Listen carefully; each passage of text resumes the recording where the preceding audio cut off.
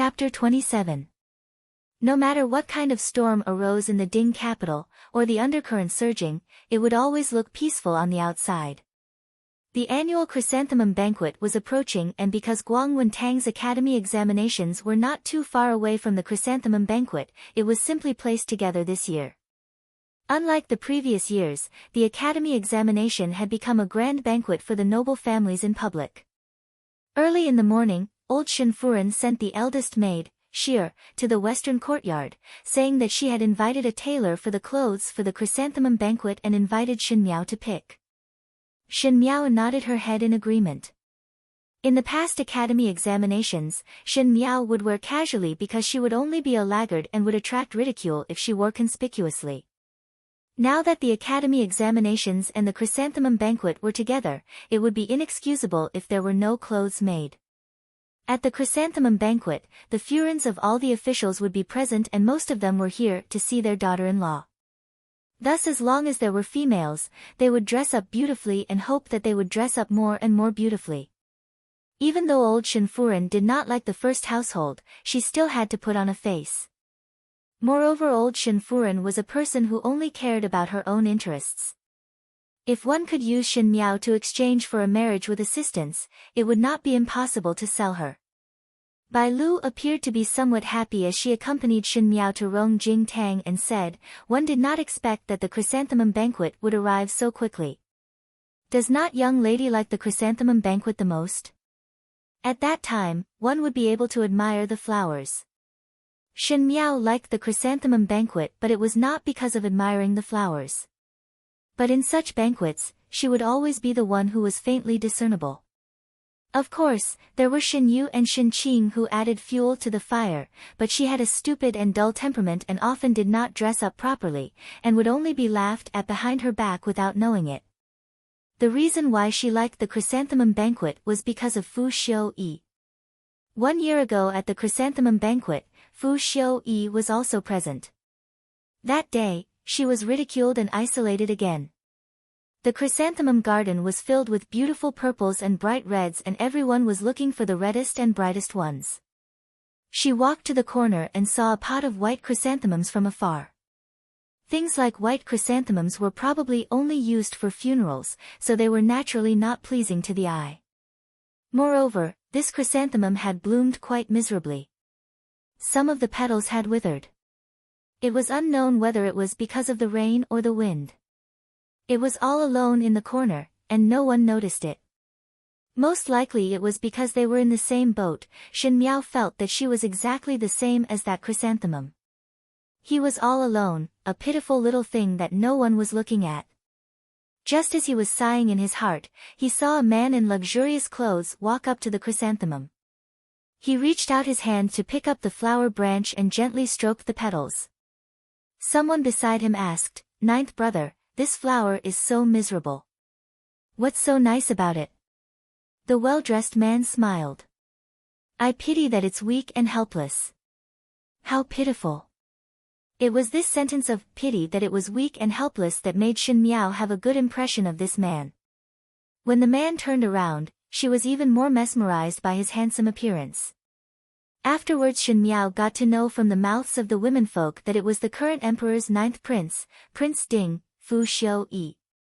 Perhaps there was no reason to admire a person when one was young. Fu Xiu-yi's words were clearly talking about chrysanthemums, but she felt that she could empathize with him. She thought that if she married such a gentle person, he would definitely cherish her like how he cherished a lonely flower. Unfortunately, she was still wrong in the end. Fu Xiu-yi pitied the delicate flower, pitied the world and pitied Mei Furen, but never pitied her. Everything that she had done, in his view, was based on the irresponsibility of a wife. Those days where they treated each other respectfully was nothing more than a play that Fu Xiu-yi put on with her while enduring his disgust. He also did not pity that chrysanthemum and just casually mentioned it, but she took it seriously. "Young lady." Unknowingly she was lost in thought and did not realize that she was already at the entrance of Rong Jing Tang. Bai Lu quickly called out to remind, and Shen Miao then followed Xie in. Shen Yuanbo was not present today, and old Shenfuren was wearing a green and white embroidered long robe. She was already in her 70s years of age but was still wearing such a fresh green color which made her face look like a female ghost. But she herself was not aware of it. Shen Yu and Shen Qing were standing beside their respective mothers. The second household had 2 Shu daughters but Ren Wanyun was too overbearing, and in this kind of banquet, the Shu daughters were not allowed to go out and steal the limelight.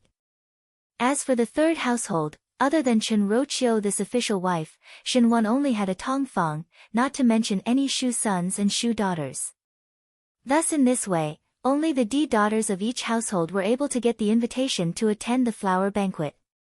Shen Miao greeted old Shen Furen, and Ren Wanyun looked at Shen Miao and smiled. Little Five is here.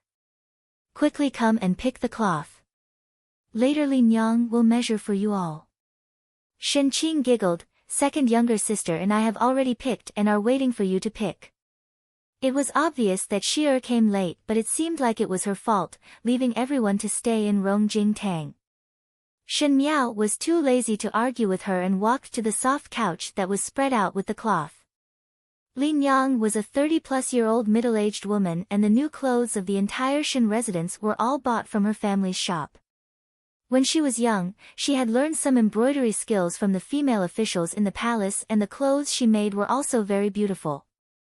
There were 5 or 6 pieces of cloth spread out in front of her, and 1 piece of begonia color and 1 piece of smoky pink color had already been picked out by the side and were taken away. Needless to say, it must be Shen Qing and Shen Yu. The scene of the previous lifetime was still vivid in her mind. That day at the chrysanthemum banquet, Shen Qing wore a begonia-colored dress with scattered flowers and looked very warm and generous, making her look more delicate than a flower. And Shen Yu wore a bright pink embroidered white pear blossom satin thin dress, making her look even more delicate and pure. And she wore a light yellow dress with the golden necklace and jewelry that old Shen Furen gave her, making her look like a joke that she was not aware of. And that light yellow cloth was picked under the instigation of the daemon and older sister. Shen Yu smiled and said, "Fifth younger sister's skin is fair, why not pick that light yellow dress? Moreover, it can also make one look lively and cute. It really compliments." Shen Qing also nodded her head repeatedly, correct. Looking at the rest of the cloth, it seems that the light yellow suits fifth younger sister better. Chen Roqiu's lips had a smile, but she did not speak. There was a trace of ridicule in Ren Wanyun's eyes. Shen Miao did not know how to pick clothes. Shen Furen was not in the residence all year round and her mother was not around, so it was inevitable that a child would have a lot of advantages. The rest of the people in the Shen residence all had their own ulterior motives, so how would they sincerely teach a young lady how to match clothes? Thus in the long run, Shen Miao would only follow beside Shen Qing and Shen Yu, and whatever they said, Shen Miao would just pick. For example, that light yellow material, it was true that it complemented her skin, but it looked too childish and cheap. Coupled with those golden jewelry, it was like a daughter of a landlord. Gu Yu and the rest wanted to persuade her to throw away those jewelry, but she was stubborn and rushed to lose face. It was really ridiculous. Chapter 28. She pointed to a piece of brocade and said, "This will do." That was a bolt of lotus green-colored material. In general, most unmarried females would not choose this material. Because lotus green color was very particular, if a normal female wore this color, it would easily look too old-fashioned. If one did not have an air of nobility, wearing this color would not be able to suppress it and would be very ugly. Chen Roqiu's eyes slightly flashed and she smiled. Why did little Five pick such a dark color? Young ladies have to wear bright and bright, just like your 2 older sisters. This kind of dark color is too old-fashioned. Correct. Ren Wanyun also followed. Even though she was happy to see the first household's people make a fool of themselves, but this lotus green color was too out of line. If it was seen by outsiders, they would think that their Shen family's young ladies were all old-fashioned. Qing still wanted to show off her skills at the chrysanthemum banquet, so how could Shen Miao drag her down? Shen Yu and Shen Qing were laughing secretly. Shen Qing said, "I see that this lotus green color is also quite good." Fifth younger sister had never worn such a dark color before. It is also good to try it. I heard that this color is also very noble. If it was not that I have already picked the material, I would also want to try that lotus green color. Shin Yu said with a smile. Li Liang looked at the 2D daughters of the Shin family who had a sweet mouth and a sword in their hearts, and then looked at Shin Miao who had a calm expression and sighed in her heart. The D daughter of the first household of the Shin family, Shin Xian, was stupid and ignorant, and everyone in the Ding capital knew that. But who knew that those two Tangjia who looked kind and gentle actually had such a vicious heart? They actually used a method to make Shin Miao look bad. She somewhat sympathized with Shin Miao. General Shen was outside protecting the country, but his own D daughter was schemed against by relatives in the residence. It was really somewhat pitiful. Thinking of this, she said tactfully, "This lotus green color is indeed somewhat too solemn. If it is a chrysanthemum banquet, one might as well choose some relaxing colors. Why not, young lady, choose this jade white one?" Shin Miao glanced at Li Liang. She was a rare honest person. In her previous lifetime, she also reminded herself like this, but at that time Shin Miao wholeheartedly believed in her two Tangjia and auntie and did not listen to her words. Hearing this, she tactfully thanked him, "There's no need, I like this bolt of lotus green material." Her reply made Shin Qing and Shin Yu, who were frowning, to heave a sigh of relief. Shin Yu smiled, "Fifth younger sister's eyesight is indeed good. As such, one will have to trouble Lady Li to tailor the clothes for us." Lin Yang sighed in her heart but did not say anything more. He did as he was told and began to measure the young ladies' bodies. From the beginning to the end, old Shin Furen was reclining on the couch with her eyes closed, as if she did not hear anything at all. As long as it was related to money, she was always happy to pretend that she didn't know anything. Today the clothes and fabrics were all taken out from the public purse and the money from the public purse was handed over to Ren Wanyun to manage. After they finished measuring the clothes, Lin Yang left. Ren Wanyun then smiled, "These children are all grown-up young ladies, and when our Shin residence's young ladies go out, they cannot be looked down upon by others. Therefore, I made some jewelry for the ladies, and they will be ready for use on the day of the chrysanthemum viewing banquet." As she spoke, she instructed Xiang Lan, who was behind her, to bring out a few boxes and gave one to Shin Qing and one to Shin Miao. Shin Miao's box was heavy. Ren Wanyun looked at her and her tone was exceptionally affectionate. "Second, Shin saw that you were busy preparing for Guang Wentang's academy examinations these days, so she made for you when she was shopping at the jewelry shops. It is all according to the best style and hope that you will like it." On the high seat, old Shin Furen's brows wrinkled and seemed to want to open her eyes, but after pausing, she continued to pretend to sleep. "Many thanks to second Shin Shin." Shin Miao also returned the courtesy. Shin Qing and Shin Yu were able to choose their own style and send it back, but they did not bring her along when they were shopping at the shops, and even said that they did not want to disturb her. At the end, they gave her a gift and now it was too late to change. "Then let us go back and take a look first." Shin Yu pulled Chen Ro Chio and winked at Shin Miao, "Fifth younger sister's jewelry must be the heaviest one." Shin Miao smiled gently and did not speak. Upon returning to the western courtyard, Shin Miao threw the box to one side and did not look at it in detail. When Jingzhi saw it, she asked curiously, "Young lady is not going to open it to take a look? What is there to look at? What is the difference anyway?" Shin Miao answered without turning her head back. Jingzhi wanted to speak but stopped. Every time the jewelry that was obtained from the second and third household, her young lady would love it so much that she could not put it down.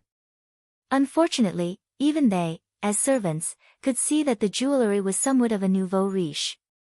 Shin Miao had been brought up by the second and third household to have an exaggerated temperament, and what she loved the most were these rather tacky gold and silver. Shin Miao thought about it and reached out to open the box. When it was opened, a bright golden light rushed out. Inside were bracelets and necklaces made of gold and silver, and there were even hairpins. The ruby that was inlaid on top was big, but the quality was very poor. Jingzhe could not help but reveal a trace of anger. Shen Miao almost laughed. These things, before she married, her jewelry were all like this. This kind of gold hairpins and silver necklaces, even the young ladies in the countryside would not wear them. Every time she wore bright-colored clothes and those glittering jewelry, she was just like a moving box. In front of the gentle and graceful Shen Yu and the generous and bright Shen Qing, she was really like a feet-washing maid. Now that these things fell in front of Shen Miao, she felt that it was really ridiculous. Jingzhe observed her young lady and was surprised to find that she did not reveal the same excited expression as before.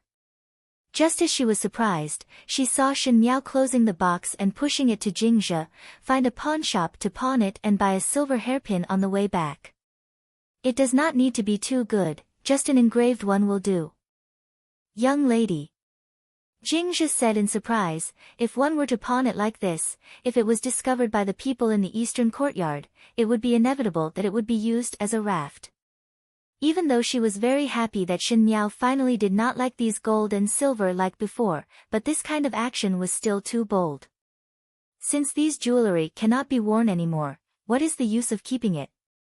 It is better to pawn it for real gold and silver as it would be more convenient to do things on normal days. Shen Miao lightly answered. One must pay attention to practicality in everything. This was the logic that she understood when she was an empress. The Shen residents would give monthly silver according to the quota and every young lady would get 2 taels of silver a month.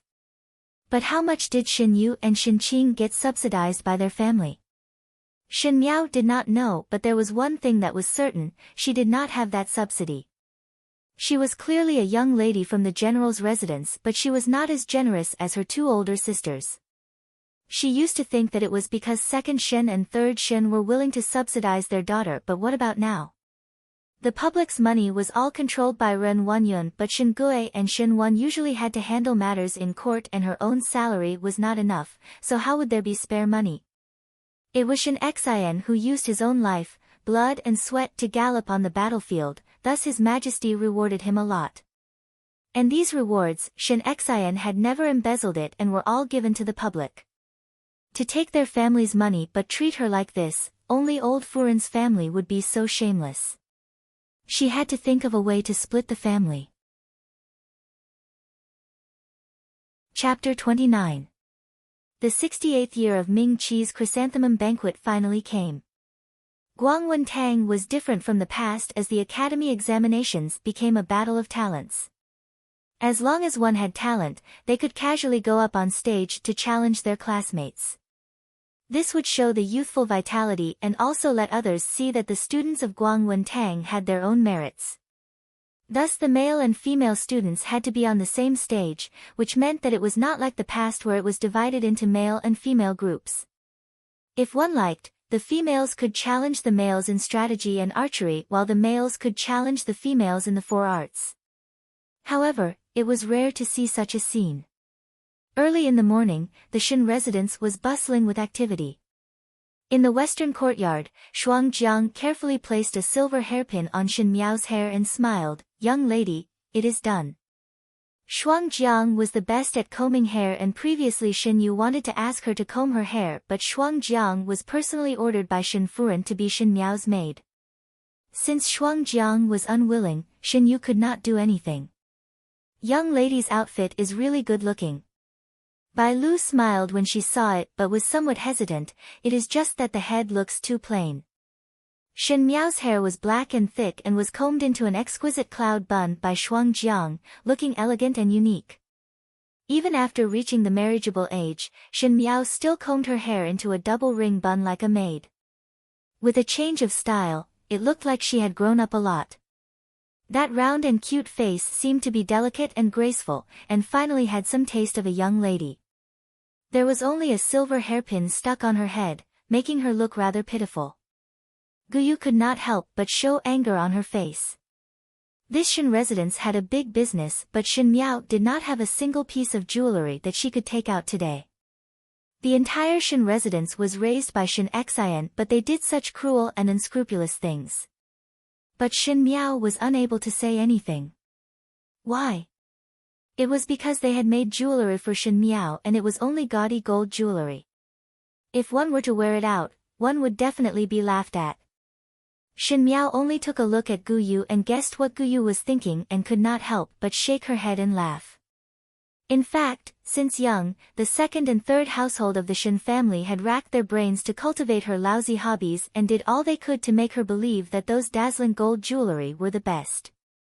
In this way, they could say to the outside world that it was not the second and third branches who deliberately embarrassed the first branch's daughter. It was because they loved this kind of glittering gold ornament. Looking at Shin Miao, who was tirelessly wearing those exaggerated jewelry, everyone had this kind of understanding that the daughter of the first household of the Shin residence was greedy and loved money, and was unbearably vulgar. Although gold was good, it was not meant to be worn.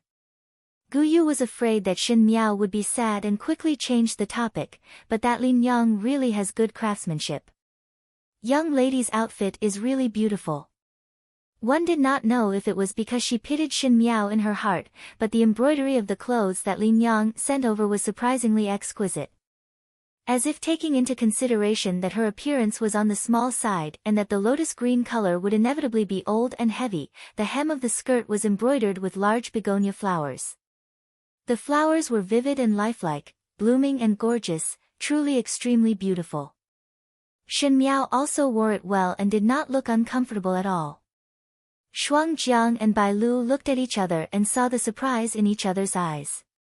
Now that Shin Miao could even suppress such a heavy color, one did not know what was going on. Let's go. Shin Miao stood up, one cannot wait too long. Just as they walked out of the courtyard, they saw that the begonia flowers in the garden were growing more and more. She stopped her footsteps and pinched a small one and rolled it into her hair bun, like the icing on the cake. Young lady is really good looking. Gu Yu praised. Gue Momo just came out from the small kitchen and prepared some snacks for Shin Miao on the horse carriage. When she carried the basket out and saw Shin Miao, she could not help but be surprised. She had served Shin Miao for so many years and Shin Miao was brought up by her milk. It could be said that she had watched Shin Miao grow up, but today she felt that Shin Miao was very unfamiliar. Her temperament was calm and steady, and coupled with that noble lotus green color, it was not an exaggeration to say that she was a princess. She almost did not hold the basket in her hands tightly and just stood there foolishly. Until Bai Lu said with a smile, "What is Gue Momo looking at?" Gue Momo was surprised for a moment and was about to say a few beautiful words out of habit when she suddenly remembered that today was the chrysanthemum banquet. With Shin Miao being so outstanding, would it not suppress Shin Yu and Shin Qing?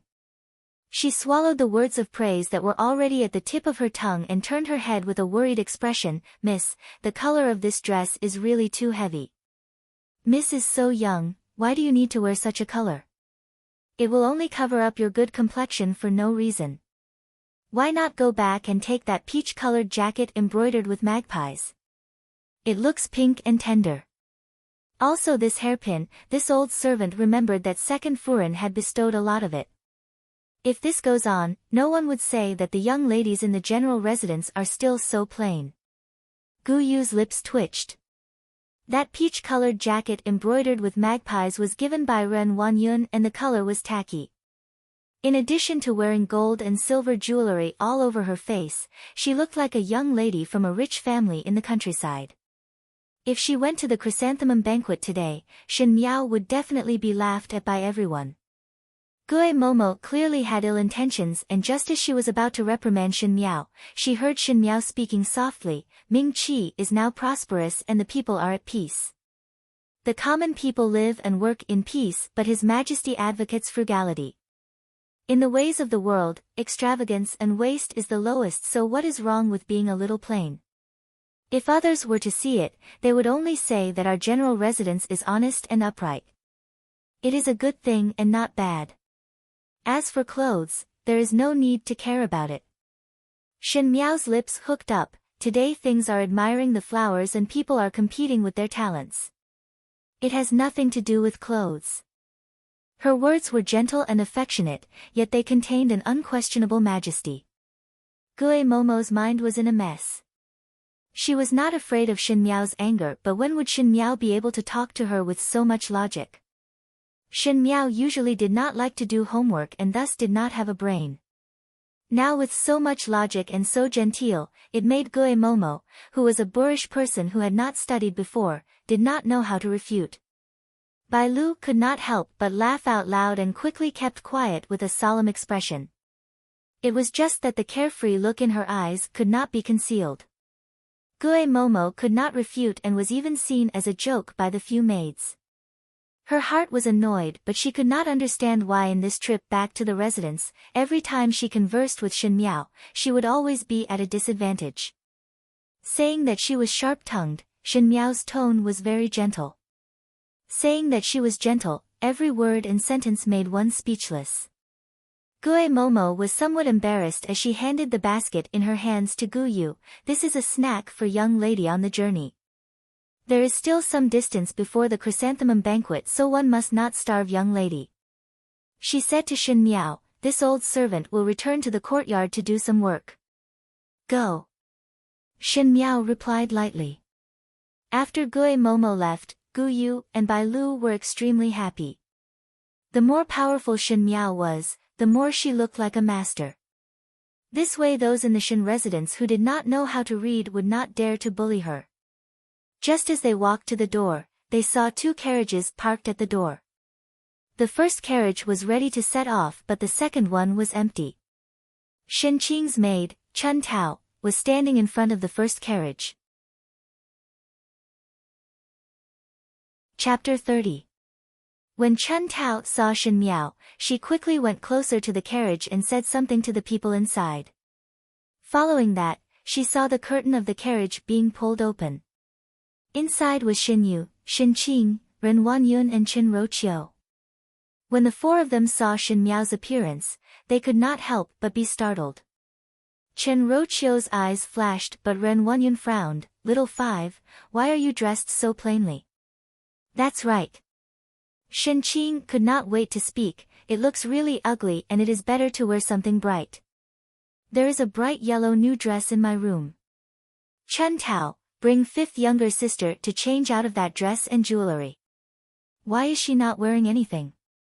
If one did not know, one would think that the general residence treated you unfairly.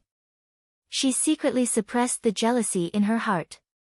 In fact, Shin Qing was considered a delicate and pretty beauty, and in addition to her straightforward and generous life outside, she looked like a well-behaved, noble young lady. But there was one thing that she cared about the most, which was that her complexion was not very fair and was more of a wheat color. Which female did not wish for their skin to be as fair as snow? She did not dare to say anything about Shin Yu's fair skin, but Shin Miao's skin was fair, and today she was wearing a lotus green dress which made her skin look even more like snow. As a result of this, among the 3 daughters of the Shin residence, her complexion was the dullest and naturally she was unhappy.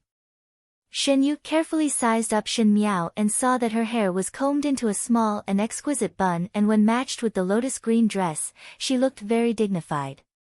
Today she did not wear those gold and silver jewelry, and even though it was plain, there was a natural and noble feeling. She smiled gently. 5th younger sister, not to mention the clothes, jewelry must be worn. After all, it is the face of our residence, and if Zumu sees you dressed like this, she will not be happy. Moreover, why did you comb your hair like this? You are still young, and the previous double-ringed bun was already very good. Gu Yu was so angry that her face was somewhat pale, but as a servant, she could not contradict her mistress. She could only gnash her teeth in hatred. This 2nd and 3rd household of the Shin residence all had ulterior motives and did not hesitate to harm their own niece. They could not wait for Shin Miao to dress up as rustic as possible. Shin Miao sneered in her heart. Shin Yu even brought out old Shin Furen and knew that she was most afraid of old Furen's prestige. As for combing her hair, Shin Yu was only 1 year older than her, so how could she be considered young? She combed her hair into a flying fairy bun, and her pink gauze dress was as light as a fairy. She wanted to be a peerless and talented woman, so why did she have to be a foil? After they finished, they saw that Shin Miao did not say a word and only smiled at them, not knowing what she was thinking. Finally, Chen Qing felt a little uncomfortable under that gaze and scolded the maid standing beside the carriage, "Chun Tao, why are you still in a daze? Aren't you going to help fifth sister change her clothes?" "No need." Shen Miao interrupted her words and put on a sad expression. "There is a reason for dressing up like this today. I like the jewelry that second aunt gave me very much. It's not that I didn't wear it on purpose." The few of them looked at each other and did not know what Shen Miao meant. Gu Yu and Jing Zhe also looked at each other before looking at Shen Miao with some confusion. Father is now far away in the northwest, leading the soldiers in a bloody battle. The Xiongnu have not retreated and the soldiers are clad in cold iron clothes. I am in the capital but am wearing luxurious clothes and eating jade food, leisurely enjoying the flowers and reciting poems. It is really shameful. Shen Miao lowered her head slightly and her voice became softer. "Last night there was a bodhisattva who entered my dreams and wanted me to pray devoutly. Thus I made up my mind to wear plain clothes and light colors. Before Father's triumphant return, I will not wear bright clothes or wear jewelry." No one expected that Shen Miao would suddenly say such words. Normally she would not be able to speak clearly in her timid words, not to mention being so particular about her words. Shen Yu and Shen Qing were so shocked that they could not speak. Chen Roqiu stroked her forehead thoughtfully. It was Ren Wanyun who had an awkward expression on her face. Shen Miao's words meant that she was the only one who prayed devoutly for her father. Then what about the rest of the Shen family? But to let her Qing'er wear such plain clothes to the chrysanthemum banquet, she would definitely not do it. Ren Wanyun gritted her teeth and advised lovingly, "Even so, you are also a young female. Why the need to have such heavy thoughts? Just relax properly at the chrysanthemum banquet." Shen Miao suddenly bowed to Ren Wanyun, begging second Shen to fulfill Shen Miao's filial piety. They were standing at the entrance of the Shen residence and there were many passers-by. With Shen Miao's bow, the commoners could not help but cast curious glances over. Ren Wanyun could make Shen Miao wear bright clothes to maintain the Shen residence's face, but how could Ren Wanyun not fulfill Shen Miao's filial piety? Her own eldest brother was fighting a war in the northwest region and it was fine if she did not pray, but to not fulfill his daughter's filial piety, what kind of intentions did she have? Ren Wanyun's face suddenly turned green. She did not expect that Shen Miao would actually answer like this, and what made one feel suffocated was that she could not refuse. Ren Wanyun quickly let Chun Tao help Shen Miao up and said, "This child, how can second Shen not fulfill your filial piety? It is hard for you to have such thoughts at such a young age. Never mind, be plain then." Shen Qing was still somewhat unconvinced, but it was not good to refute her mother's opinion. Shen Yu and her daughter seemed to have seen something, and when they looked at Shen Miao again, their gaze was different. "But..." Ren Wanyun smiled, "This carriage of ours is no longer able to fit, so let the housekeeper prepare another carriage specially for little Five. It is also spacious to sit in. Little Five will follow us in the second carriage and will enter together later." Every year during the chrysanthemum banquet, Shen Miao would always sit in the same carriage with this mother and daughter pair. It was just one more person, how could they not be able to squeeze in? Today's attitude was just deliberate. Ren Wanyun also had her own considerations. Shen Qing had reached the age to look for a family, but Shen Xian's official position was higher than Shen Gui's, so if there was a high status, perhaps he would first consider Shen Miao. Shen Miao's character was stupid, and as long as there was no one to lead her, one feared that she would make a lot of jokes. Only in this way could Shen Qing's generosity and propriety be shown. Thus she specially prepared 2 carriages. Chen Roqiu and her daughter had the same idea as her and naturally would not refuse. "All right, follow second Shen's instructions." Shen Miao smiled gently. Ren Wanyun was somewhat surprised as she did not think that Shen Miao would agree so easily. Shen Miao had always been timid and previously always stuck to Shen Yu and Shen Qing. One thought that it would be difficult for her to be alone in a carriage, but one did not expect that Shen Miao did not even raise any objections. In this way, it seemed that her prepared words were unnecessary. "If there is nothing else, Shen Miao will go up the carriage first." She bowed to the four of them and went up her own carriage. That carriage was considered spacious, but it was not as exquisite as Ren Wanyun's. Guyu said angrily, "It is fine to let young lady sit alone in the carriage, but to actually let others sit at the back. What kind of intentions is this?" Jingzhe looked at Shen Miao with some worry and sighed in her heart. Shen Miao's gaze was heavy as she looked at the candied plums on the small table and her hands gradually clenched. She wanted to sweep the first household's face and deliberately widen the distance with the first household so that she would become a joke and incur Shen Xian's infamy. She would like to see who would be the one causing trouble for who. Chapter 31. The chrysanthemum banquet was set in Yanbei Tang, which was not far from Prince Gong's residence. This was a hall that was personally set up by the founding emperor and empress of Ming-Qi. This residence was originally an exquisitely trimmed garden of the previous dynasty, covering an area of a few thousand mu. The building was grand and exquisite. If it was not that it was too far from the city, the emperor and empress wanted to transform it into a corner of the palace. Even though it was far, it was a good place to enjoy the scenery. Especially in the October of every year, various chrysanthemum flowers would bloom. Because there were professionals who were in charge of planting the precious chrysanthemum seeds, once it bloomed, it would be like being in a fairyland. And to do the examination here, it was considered very elegant. It would take about 2 hours to drive the horse carriage from Yanbei Tang in the Shen residence, thus there would be some snacks and food on the carriage, so that one would not be hungry. Guyu opened the basket that Gue Momo gave her and asked Shen Miao, "Why not young lady eat something? The journey is long and one would only have strength after eating." Shen Miao looked at the things in the basket. Ice goat cheese, green onion rolls, spicy and oily leg. At first glance, it made one's mouth twitch. The colors were bright and the smell was fragrant. Unfortunately, the taste of these things were too strong, like the ice goat cheese and the spicy and oily leg, it was easy to stain one's clothes. Gue Momo had really meticulously prepared these foods. The fights between the females in the inner courtyard were mostly done in the open and in the dark, but when Shen Miao was in the inner palace of Ming-Qi, what she faced was the fight for favor between the concubines, thus the level would be higher. These little tricks could not be put on the table. She shook her head and let Guyu cover the box before asking Jingzhe, "No need.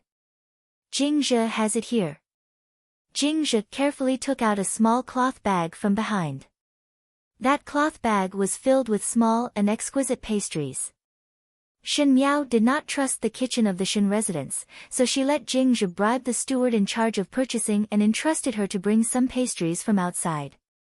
That steward only thought that Jingzhe was gluttonous and did not do anything, but was somewhat surprised that a maid like Jingzhe would actually be willing to buy Guang Fu Zhai's pastries. Guang Fu Zhai was one of the best pastries shop in the Ding capital and even the concubines in the palace loved to eat it. In Shen Miao's previous life, she was not interested in Guang Fu Zhai's dim sum, but Wan Yu liked it so much that she would feel unhappy if she did not eat it for a day. At this moment the pastry was only the size of Shen Miao's finger and was made into the shape of a flower. It was pitiful and cute, so Shen Miao gave some to Guyu and Jingzhe to eat.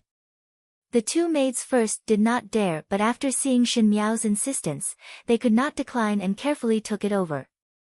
After eating a mouthful, they were pleasantly surprised. "Young lady, this pastry is really delicious." Shen Miao smiled faintly. In fact, no matter how delicious the snacks were, how delicious could they be? It was just that they were made adorably and exquisitely, and females would always like good-looking things. When Wan Yu first got married, she even spent a lot of money to buy a pastry chef from Guang Fu Zhai, only hoping that in the bitter cold land of the Xiongnu, Wan Yu could still eat the pastries that she liked. Who knew that halfway through, Wan Yu would perish and she did not even see her corpse. Shen Miao closed her eyes. Wan Yu's marriage was instigated by Mei Furen and Chen Roqiu's family colluded, but the one who gave the order was Fu Xiu-yi. In this lifetime, not a single one of these people should think of escaping. She wanted these people who caused Wan Yu's death to be returned 1,000 times and 100 times. Guyu was eating the snacks with relish when she raised her head to see Shin Miao's cold gaze, as if she was a noble furin in a high position. In a moment, Guyu seemed to see Shin Xian's shadow. Shin Xian was a person who had killed and seen blood on the battlefield, and when he was angry, there was fierceness in his bones. At this moment, Shin Miao's eyes were exactly the same as Shin Xian's. She almost choked on the snack and swallowed it down before carefully asking, "Is young lady uncomfortable anywhere?" "Nothing." Shin Miao's eyes hung down, just thinking about some things. In today's chrysanthemum banquet and academy examinations, Fu Xiu-yi would also be present. Not only Fu Xiu-yi, there were also a few of Fu Xiu-yi's brothers. Now that there were 9 princes, each with their own merits, naturally they would be divided into camps. And Fu Xiu-yi's performance was the most harmless as he was on good terms with the Crown Prince's faction. Who knew that in the end, the Crown Prince would be abolished and Fu Xiu-yi would be the Crown Prince? She did not intend to help the Crown Prince. These people in the imperial family of Ming Qi were the most ruthless. They saw these aristocratic families who helped their ancestors to fight for the country as if they were looking at an old dog. It was obviously these hounds who helped them to hunt the rabbits, and now that the rabbits were in their pockets, they were worried that the dogs would bite them to death. Thus they squeezed out the last drop of blood from the dogs and then killed them to cook them. The world was not benevolent and the Crown Prince was not righteous, so why should everyone be loyal? Why not watch the dogs bite each other? Shin Miao's lips slightly hooked up. At this moment in Yanbei Tang, there were already many noble families. Even though today's academy examinations did not differentiate between males and females, the banquet was still divided into male and female seats. At the male seats, the youths and their fathers were busy getting to know each other, as it was natural for the noble families to build relationships and support each other. Moreover, these youths would one day take over their fathers to carry the entire family, so it was good to make more friends. The females were not as frequent as the males, and the matrons would often gather together to chat, thus the young ladies had fixed good friends. 3 to 5 of them who were familiar with each other gathered together to chat. They were both nervous and looking forward to today's chrysanthemum banquet. Occasionally they would look up at the youths that they admired. Yi Pei Lan fiddled with the fresh flowers on the small table and said, "Do you all have confidence in today's academy examinations?" "I do not." The female beside her smiled. "There are so many people, and if one's aptitude is average, one would be afraid. One only hoped that I would not be picked and that no one would pick me to go up on stage. I do not seek to stand out and just do not make a fool of myself." Yi Pei Lan pursed her lips. "At least one must try. One must know that His Highness Prince Ding will also be here today, and moreover the young master of the Li family that you admire is also here. The young master of the Li family has such outstanding words and would definitely go up on stage. Do not you want to seize this opportunity to perform well?" That young female pushed Yi Pei Lan and her face revealed some shyness. "Nonsense." Jiang Shaoxian laughed when she heard that. "That is right. By way, you must not be afraid. If one wants to talk about making a fool of oneself, there is still number 5 of the Shin family. No matter what, you are better than her." "Correct." Yi Pei Lan also laughed like a flower. Every year in the academy examinations, 5th Shin would be in charge of amusing others. It is hard for her to have the face to come every year. Thinking that this year she would be here to perform her work, I want to laugh. One do not know what kind of clothes she would wear. Would it be like last year's horrifying bright red with a purplish red hairpin? A few young females started giggling. Enough. It was Feng and Ning who suddenly opened her mouth. "Is it very funny?" Yi Pei Lan was surprised for a moment before saying, "Feng and Ning, you seem to be very strange recently. Why? Have you befriended that fool?" Feng and Ning's face turned angry, and just as she was about to speak, she heard someone speaking from the other side. "Ai, the Shin family's furin is here." Chapter 32. Yi Pei Lan's mother, Yi Furen, had a good relationship with Ren Wanyun, and Master Yi and Shen Gui took care of each other in the official circles. Occasionally Ren Wanyun would bring Shen Qing to the Yi residence as a guest, and Yi Pei Lan had the best relationship with Shen Qing and was also good with Shen Yu. The matrons present and the male side of the banquet all looked over. Shen Gui and Shen Wan had been busy with political affairs recently and could not come. But the reason why everyone looked over was not because of Shen Gui and Shen Wan. In any case, the formidable great general Shen Xian had high prestige in the court, and when the late emperor was alive, the Shen family had a lot of privileges and was worthy of the title of the Son of Heaven. Whoever had the military power would have the right to speak. Thus, even if Shen Xian was not in the capital all year round, when the Shen family was mentioned, everyone could not help but respect them. Shen Gui and Shen Wan's smooth sailing in the court was also because of their eldest brother's influence. When the males looked at the Shen family, it was because they valued the power of the military, but when the females looked at the Shen family, it was like watching a joke. It was still alright for the Furens as they were older, and even if their hearts were filled with contempt, they would still say a few perfunctory words, but it was different for the young females. Perhaps everyone had a jealous heart. Shen Xian only had one D daughter, and as Shen Miao's D daughter, her identity was naturally different. It could be said that she was even comparable to a princess. And this genuine D daughter of a noble family was an out-and-out fool. Stupid and ignorant, timid and cowardly. She loved Prince Ding, Fu Xiu-yi, and made a lot of jokes. Unfortunately, the falling flowers have a yearning, but the heartless brook is heartless, and everyone in the court knew about it. Not to mention that in front of her two outstanding cousins, she looked more like a country girl. One do not know what kind of good show would there be today. With His Highness Prince Ding present, Shen Miao would definitely dress up meticulously. Yi Pei Lan covered her mouth as she laughed. Do you not feel that it would be funnier during the academy examinations? With Shen Miao's brainless character, one fear that she would take the initiative to go up on stage. At that time, that would be wonderful. Jiang Shaoxian also laughed. Bai Wei sighed and pretended to shake her head. One do not know what sin General Shen committed in his previous life to have such a daughter.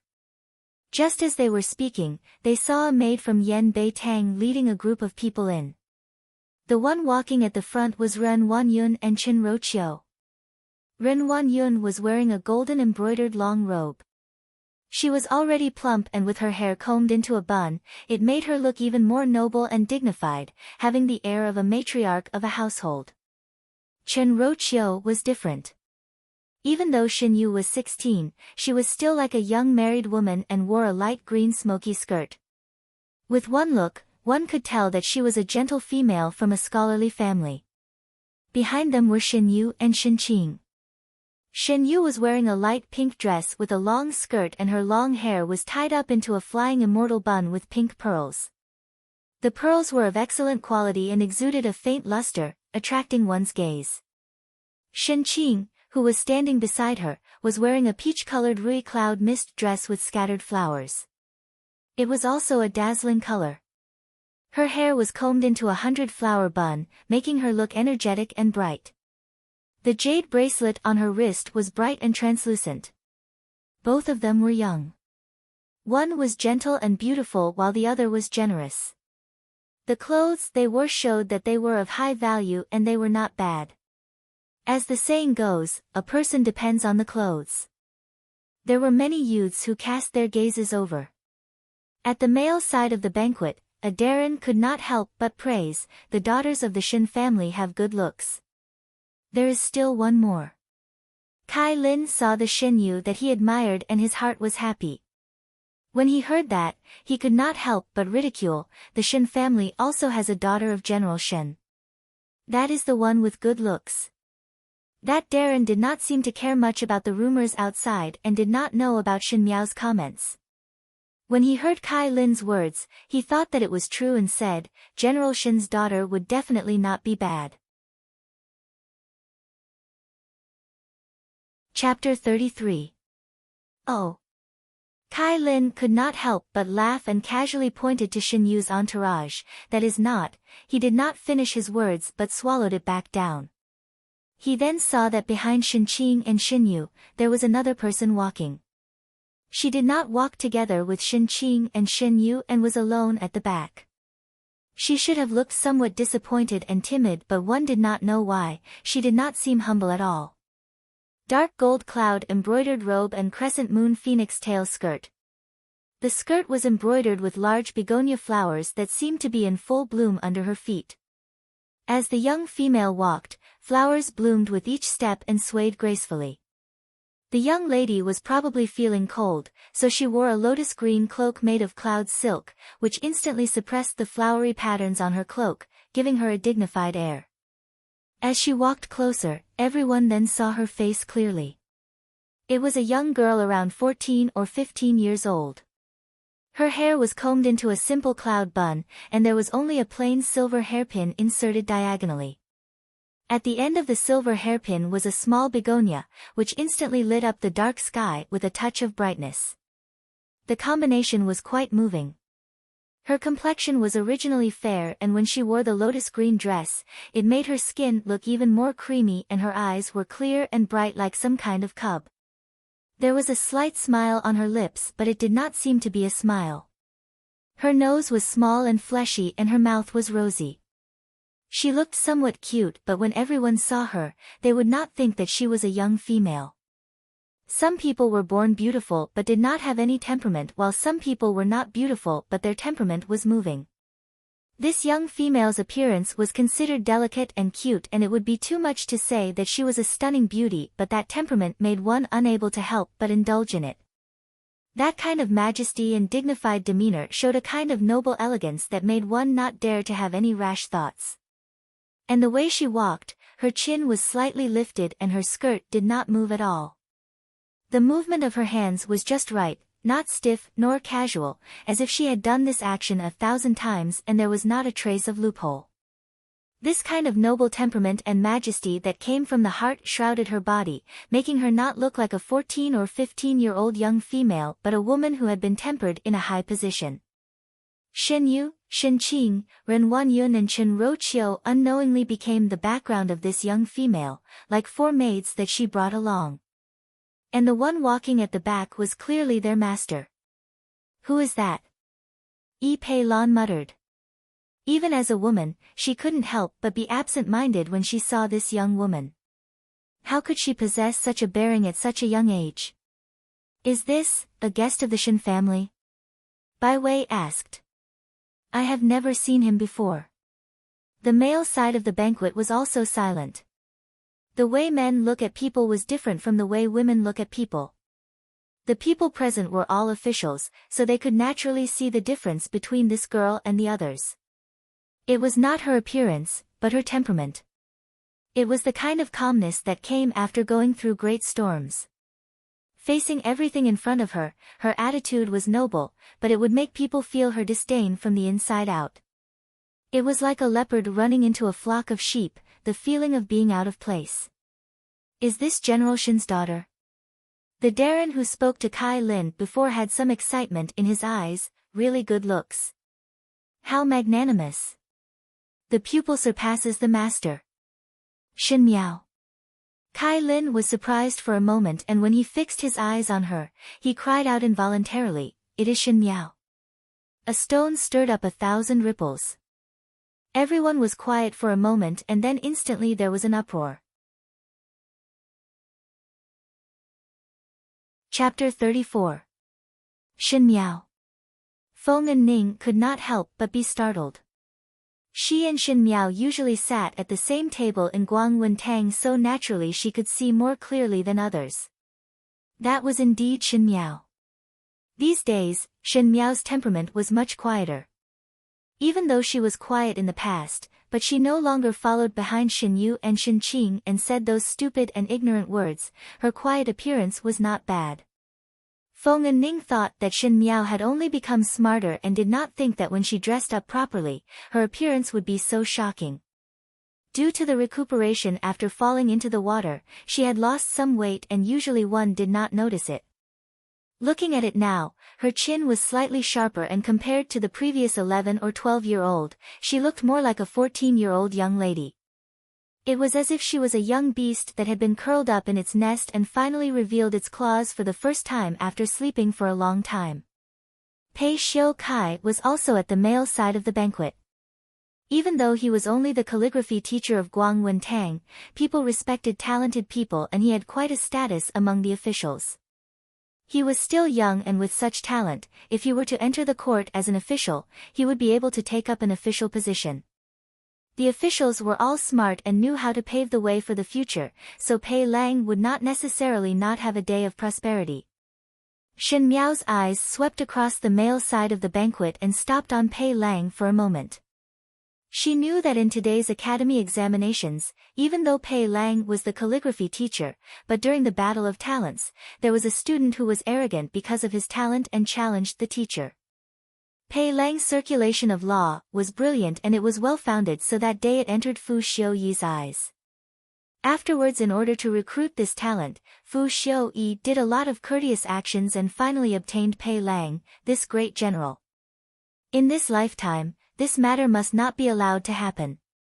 Pei Lang sensitively felt that the young female's gaze seemed to be on him from afar, with a sense of scrutiny, as if it was a wild beast weighing the value of its prey, which made his heart feel strange.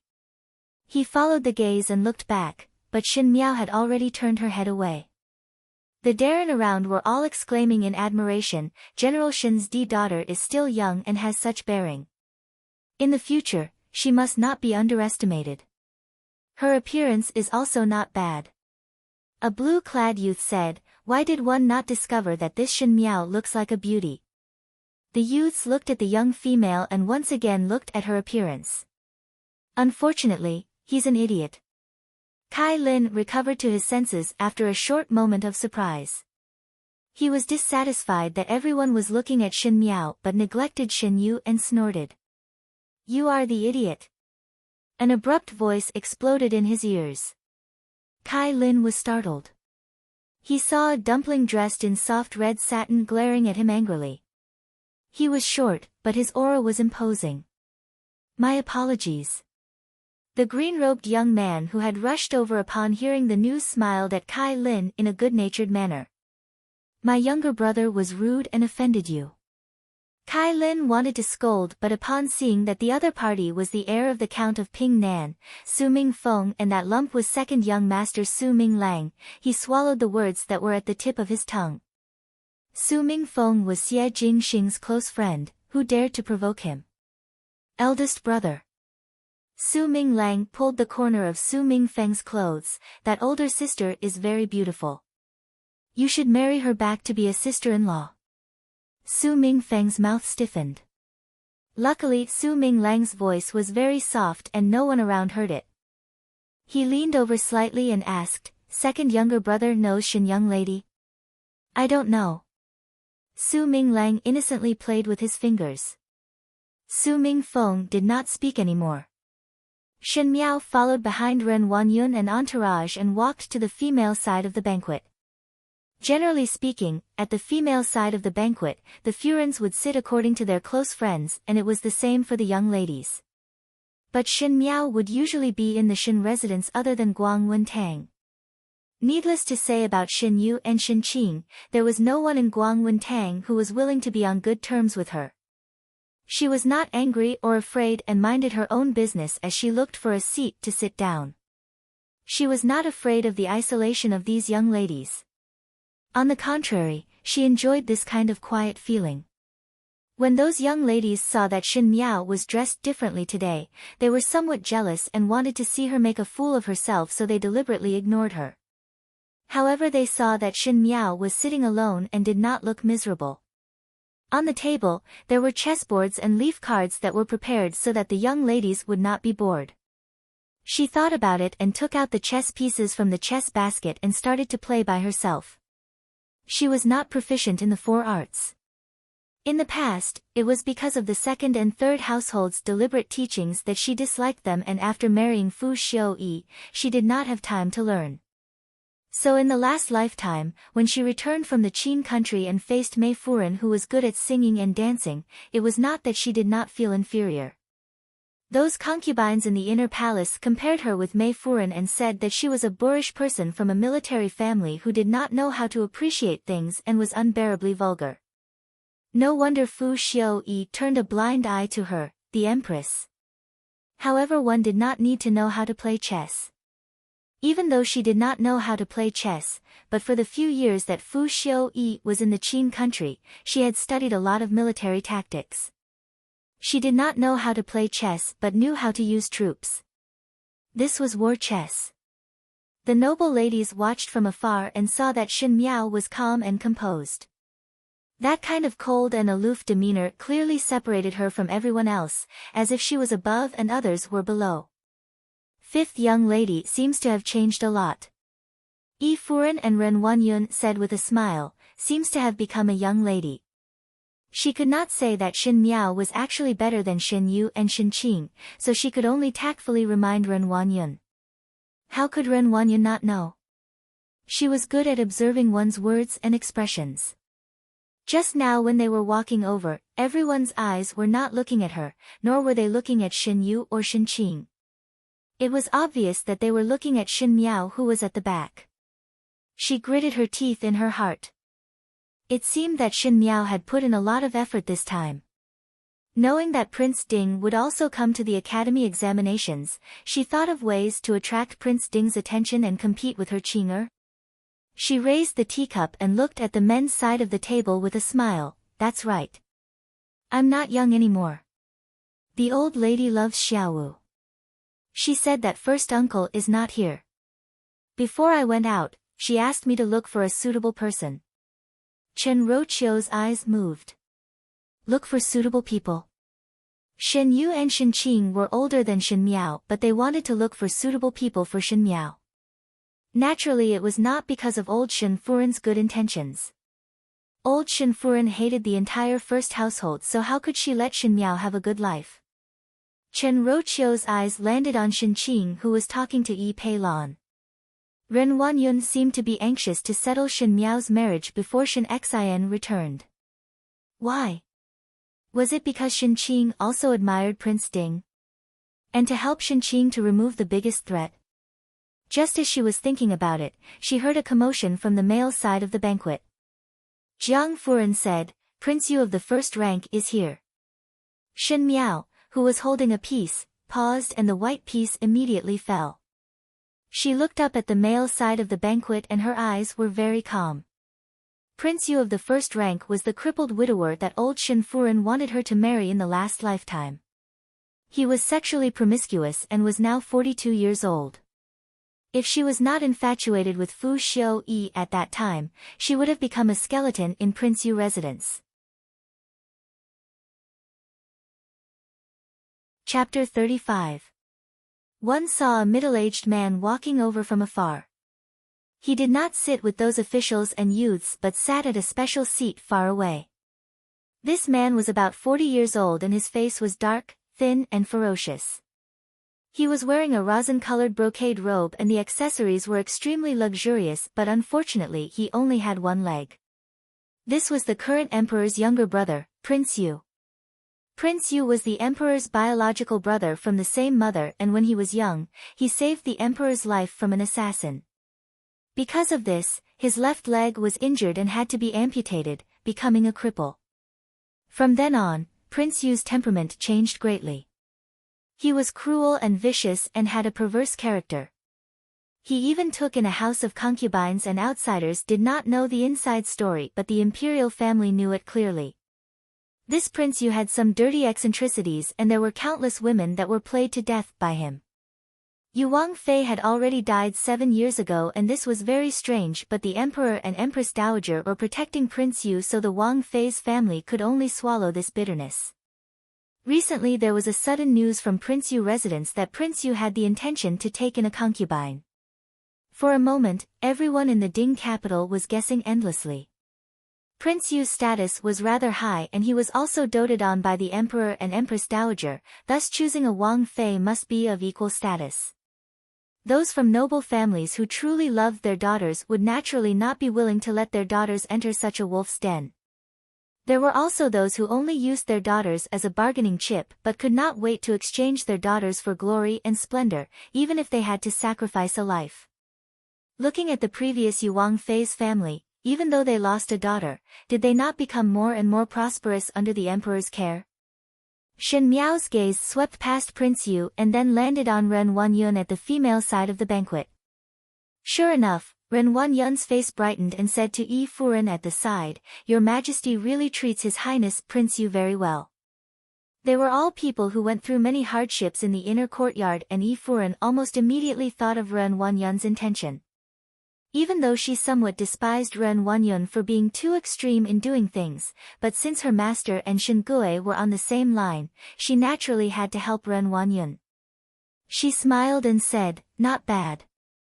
Even though one is older, one would still dote on others." Chen Roqiu lowered her head at the side and slowly ate the snacks, but the smile on her lips was somewhat strange. Dote on him? No one would want their daughter to marry a crippled widower. No matter how much he doted on her or how powerful he was, it would be like pushing his daughter into a pit of fire. As she thought of this, she turned her head and looked at Shen Miao. Shen Miao patiently clung to the chess pieces and placed them step by step on the chessboard. It was as if she did not have any thoughts on anyone else. Chen Roqiu suddenly had some uncertainty in her heart. Ever since Shen Miao woke up after falling into the water, she seemed to have changed into another person.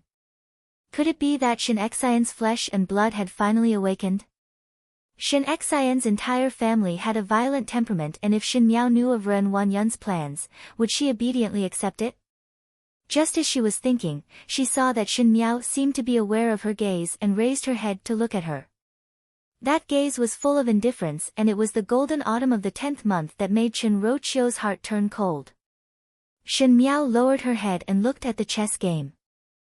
In the previous lifetime, she made a fool of herself at the chrysanthemum banquet, and when she returned to the residence, Ren Wanyun mentioned the marriage of Prince Yu's residence to old lady Shen. Ren Wanyun said, "Little Five's current actions do not have any good points, and even through the Shen family's face. Which noble family would be willing to marry a young lady like Little Five? Now that there is a good marriage in Prince Yu residence, once Little Five goes over, she would be a Wang Fei and have His Majesty and the Empress Dowager to take care of her. That is a blessing. Even though her legs are not good and she is older, but our Little Five does not have any outstanding points, so it is not considered a loss for Little Five." It was said in a dignified manner, but in fact it was incomparably vicious. It was only after she spent a lot of money to bribe Rong Jing Tang's maid that she got to know of these words. Old Shen Furen's heart already hated the first household. Shen Xian was born from the first wife, and at the beginning when Master Shen was alive, he favored Shen Xian, which made the second wife, old Shen Furen, jealous. With great difficulty, Master Shen died, but Shen Xian had military merits and could not be touched. Even if she could not touch Shen Xian, she could still touch Shen Miao, and for a female, there was nothing more painful than letting her marry badly. Old Shen Furen and Ren Wanyun hit it off and immediately sent someone to Prince Yu residence to bring up the matter. Shen Miao was angry and afraid in her heart. At that time she was in love with Fu Xiu-yi and hardened her heart. That night she brought along a parcel and went to Prince Ding residence to request shelter. She did not care about her own reputation and deliberately let others spread the matter, thinking that since her reputation was ruined, the uncooked rice would be cooked and marrying to Prince Ding as a concubine would be better than marrying to Prince Yu residence. At that time old Shen Furen was so angry that even though Fu Xiu-yi was angry in his heart, he did not treat her badly on the surface. Perhaps he saw the value of the Shen family's military power to him, and even though he was not warm to Shen Miao, he did not refute. Afterwards, when Shen Xian returned to the capital at the end of the year, what welcomed him was the fact that a daughter of the Ding capital had eloped. He was shocked and angry, but Shen Miao did not hesitate to go on a hunger strike to protest.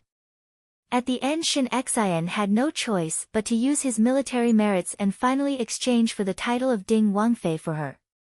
But no one would have thought that that was the beginning of the real nightmare. Shen Miao closed her eyes.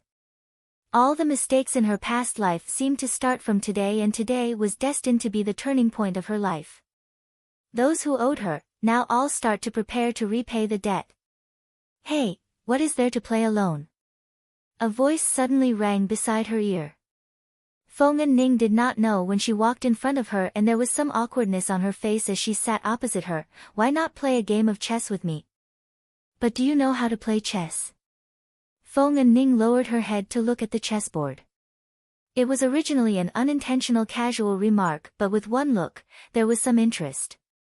After looking carefully for a while, she was unable to see any reason, so she asked, "What kind of game is this? I have never seen it before." "This is not playing chess." Shen Miao smiled, "This is fighting a war." "What? One cannot see it now." Shen Miao said lightly, "This kind of chess, one can only see it at the end when the pieces are swallowed. It was like a net, firmly and tightly covering, one would not be able to escape." Feng and Ning shivered. "What are you talking about? It is so creepy." She looked at the male side of the banquet, and suddenly her eyes brightened as she looked at Shen Miao mischievously. "Look, His Highness Prince Ding has arrived." At the male side of the banquet, Prince Ding, Fu Xiu-yi, was wearing a blue robe embroidered with golden pine trees, green boots, and jade crown, looking very impressive. He was born handsome and his bearing was rather cold, but his actions were amiable and did not seem to have the arrogance of a high and mighty prince. Along the way, it would cause the female side of the banquet to exclaim. Shen Miao lowered her head and clenched her fists into her palms. 10 years of companionship and wholeheartedly support, in exchange for a white silk and a blood debt for the entire family. Even a pair of children had lost their lives because of this. This person looked kind on the outside, but his heart was vicious. He looked fair on the outside, but in reality, he was ruthless. In the previous lifetime, this person granted her an intact corpse. In this lifetime, she wanted this person to die without an intact corpse. Fu Xiu-yi, Ben Gong is back. Chapter 36. At the male side of the banquet, other than Prince Ding, there were only 2 princes, Prince Zhou, Fu Xiuan, and Prince Jing, Fu Xiuxian. The crown prince's health wasn't good, so he wouldn't participate in such an occasion. Prince Zhou and Prince Jing were born from consort Su Xian, and both of them had outstanding talents. Prince Zhou was extroverted and arrogant, while Prince Jing was reserved but shrewd. These 2 people were also eyeing the emperor's throne covetously. Everyone knew that the crown prince's health was weak, and there would be a day when the emperor would appoint a crown prince instead. Consort Su Xian was already deeply favored by the emperor, and in contrast, Prince Ding's mother, Consort Dong Shu, was much more low-key. If it was not that Prince Ding was considered outstanding, one feared that the position of the 4 consorts would not be stable. In the last lifetime, Prince Zhou and Prince Jing were involved in the fight for the throne but relaxed their vigilance towards Prince Ding. Firstly, Fu Xiu-yi and the crown prince had a good relationship and was always with the crown prince. He even personally searched for precious medicinal herbs for the crown prince, thus the empress was very satisfied with Fu Xiu-yi. Thus the rest of the people felt that Prince Ding was just a follower of the crown prince. Secondly, Fu Xiu-yi was usually aloof and disdained to participate in the matters of the court. In addition, Consort Dong Shu had a cautious temperament and spent all day chanting Buddhist scriptures, and without the support of a strong maiden family, one expected that Prince Ding would not be able to stir up any waves. But in fact, the one who finally sat on the dragon throne was Fu Xiu-yi, who they thought would not be able to stir up any waves. Shen Miao picked up the leaf card and played with it. Just like this leaf card, Fu Xiu-yi's cards were very bad from the moment he was born. Everyone thought that he would be eliminated from the start, but they did not know that he had never thought of using the cards in his hands. His cards were in the hands of others, and what he had to do was to snatch them. "Why aren't you reacting?" Seeing that she was silent and there was no love for Fu Xiu-yi in her eyes, Feng and Ning felt somewhat strange. "Don't you like him?" Shen Miao raised her head and looked at her. Feng Ning was shocked. That sharp gaze made her heart turn cold and she almost could not resist the urge to kneel down. She did not know where her feelings came from, but she instinctively knew that her words had made Shen Miao unhappy. She paused and said, "Actually, I don't really like him. How can there be such a perfect person in this world? It doesn't seem real." This time, Shen Miao looked at Feng Ning seriously. She didn't expect that this arrogant and willful young miss of a big family could see through this. There were many people who were infatuated with Fu Xiuyi's appearance. As long as Fu Xiuyi was willing, all the young girls would fall for him. "What, there's actually a maverick?" She slowly said, "Looks like you have someone in your heart." "What nonsense are you talking about?" Feng Ning's small face suddenly flushed red. "Do not falsely accuse a good person." Shen Miao did not speak to her anymore as she did not have the mood to inquire about a young lady's thoughts. She naturally had her own matters to attend to. The invitations for the chrysanthemum banquet were almost all received, and everyone should have arrived. Under the chrysanthemum field of Yan Bei Hall, a huge platform was set up. This kind of stage dressing did not make people feel that it was vulgar. This was because the late emperor had once offered sacrifices to the heavens here. It was a high platform that was tainted with the aura of a true dragon. There were chess pieces stuck on both sides and there were soldiers dressed in ceremonial attire with a red scarf on their head beating the drums loudly. The drums rumbled through the sky and the musicians played the zither. It was a song of virtuous scholar, implying that the imperial family was thirsty for talents. Today's academy examination was to select the virtuous talents for Ming Qi's country and to select the true talents of the country. The music and drums entered the ears with a unique excitement and magnificence that made one involuntarily surge. Most of the people present were youths and it was the time when they were filled with hot blood. They almost followed the music and could not wait to show all of their talents in front of everyone to have a good future in Ming Qi and to leave a thick stroke in the history of the Ming Qi's imperial family. Even if they were females, they could not help but reveal an excited expression. Even though they could not enter the court and become officials like males, their fathers and older brothers were the pillars of the country. Their own family was indomitable and under the glory, they were also bathed in the imperial family's favor and their hearts were filled with gratitude. While the entire audience was shrouded in the excitement of the imperial benevolence, there was only one person whose eyes were cold and did not have a trace of emotion. Shen Miao's gaze landed on the person who was playing the zither in the center. The Ming Qi imperial family loved to be like this, to evoke the youth's heart to serve the country and use them to work for the decadent imperial family. However, at the end, once the country was stabilized, these men who shed their blood for the country would rarely have a good ending. When the cunning rabbit dies, the hound is cooked.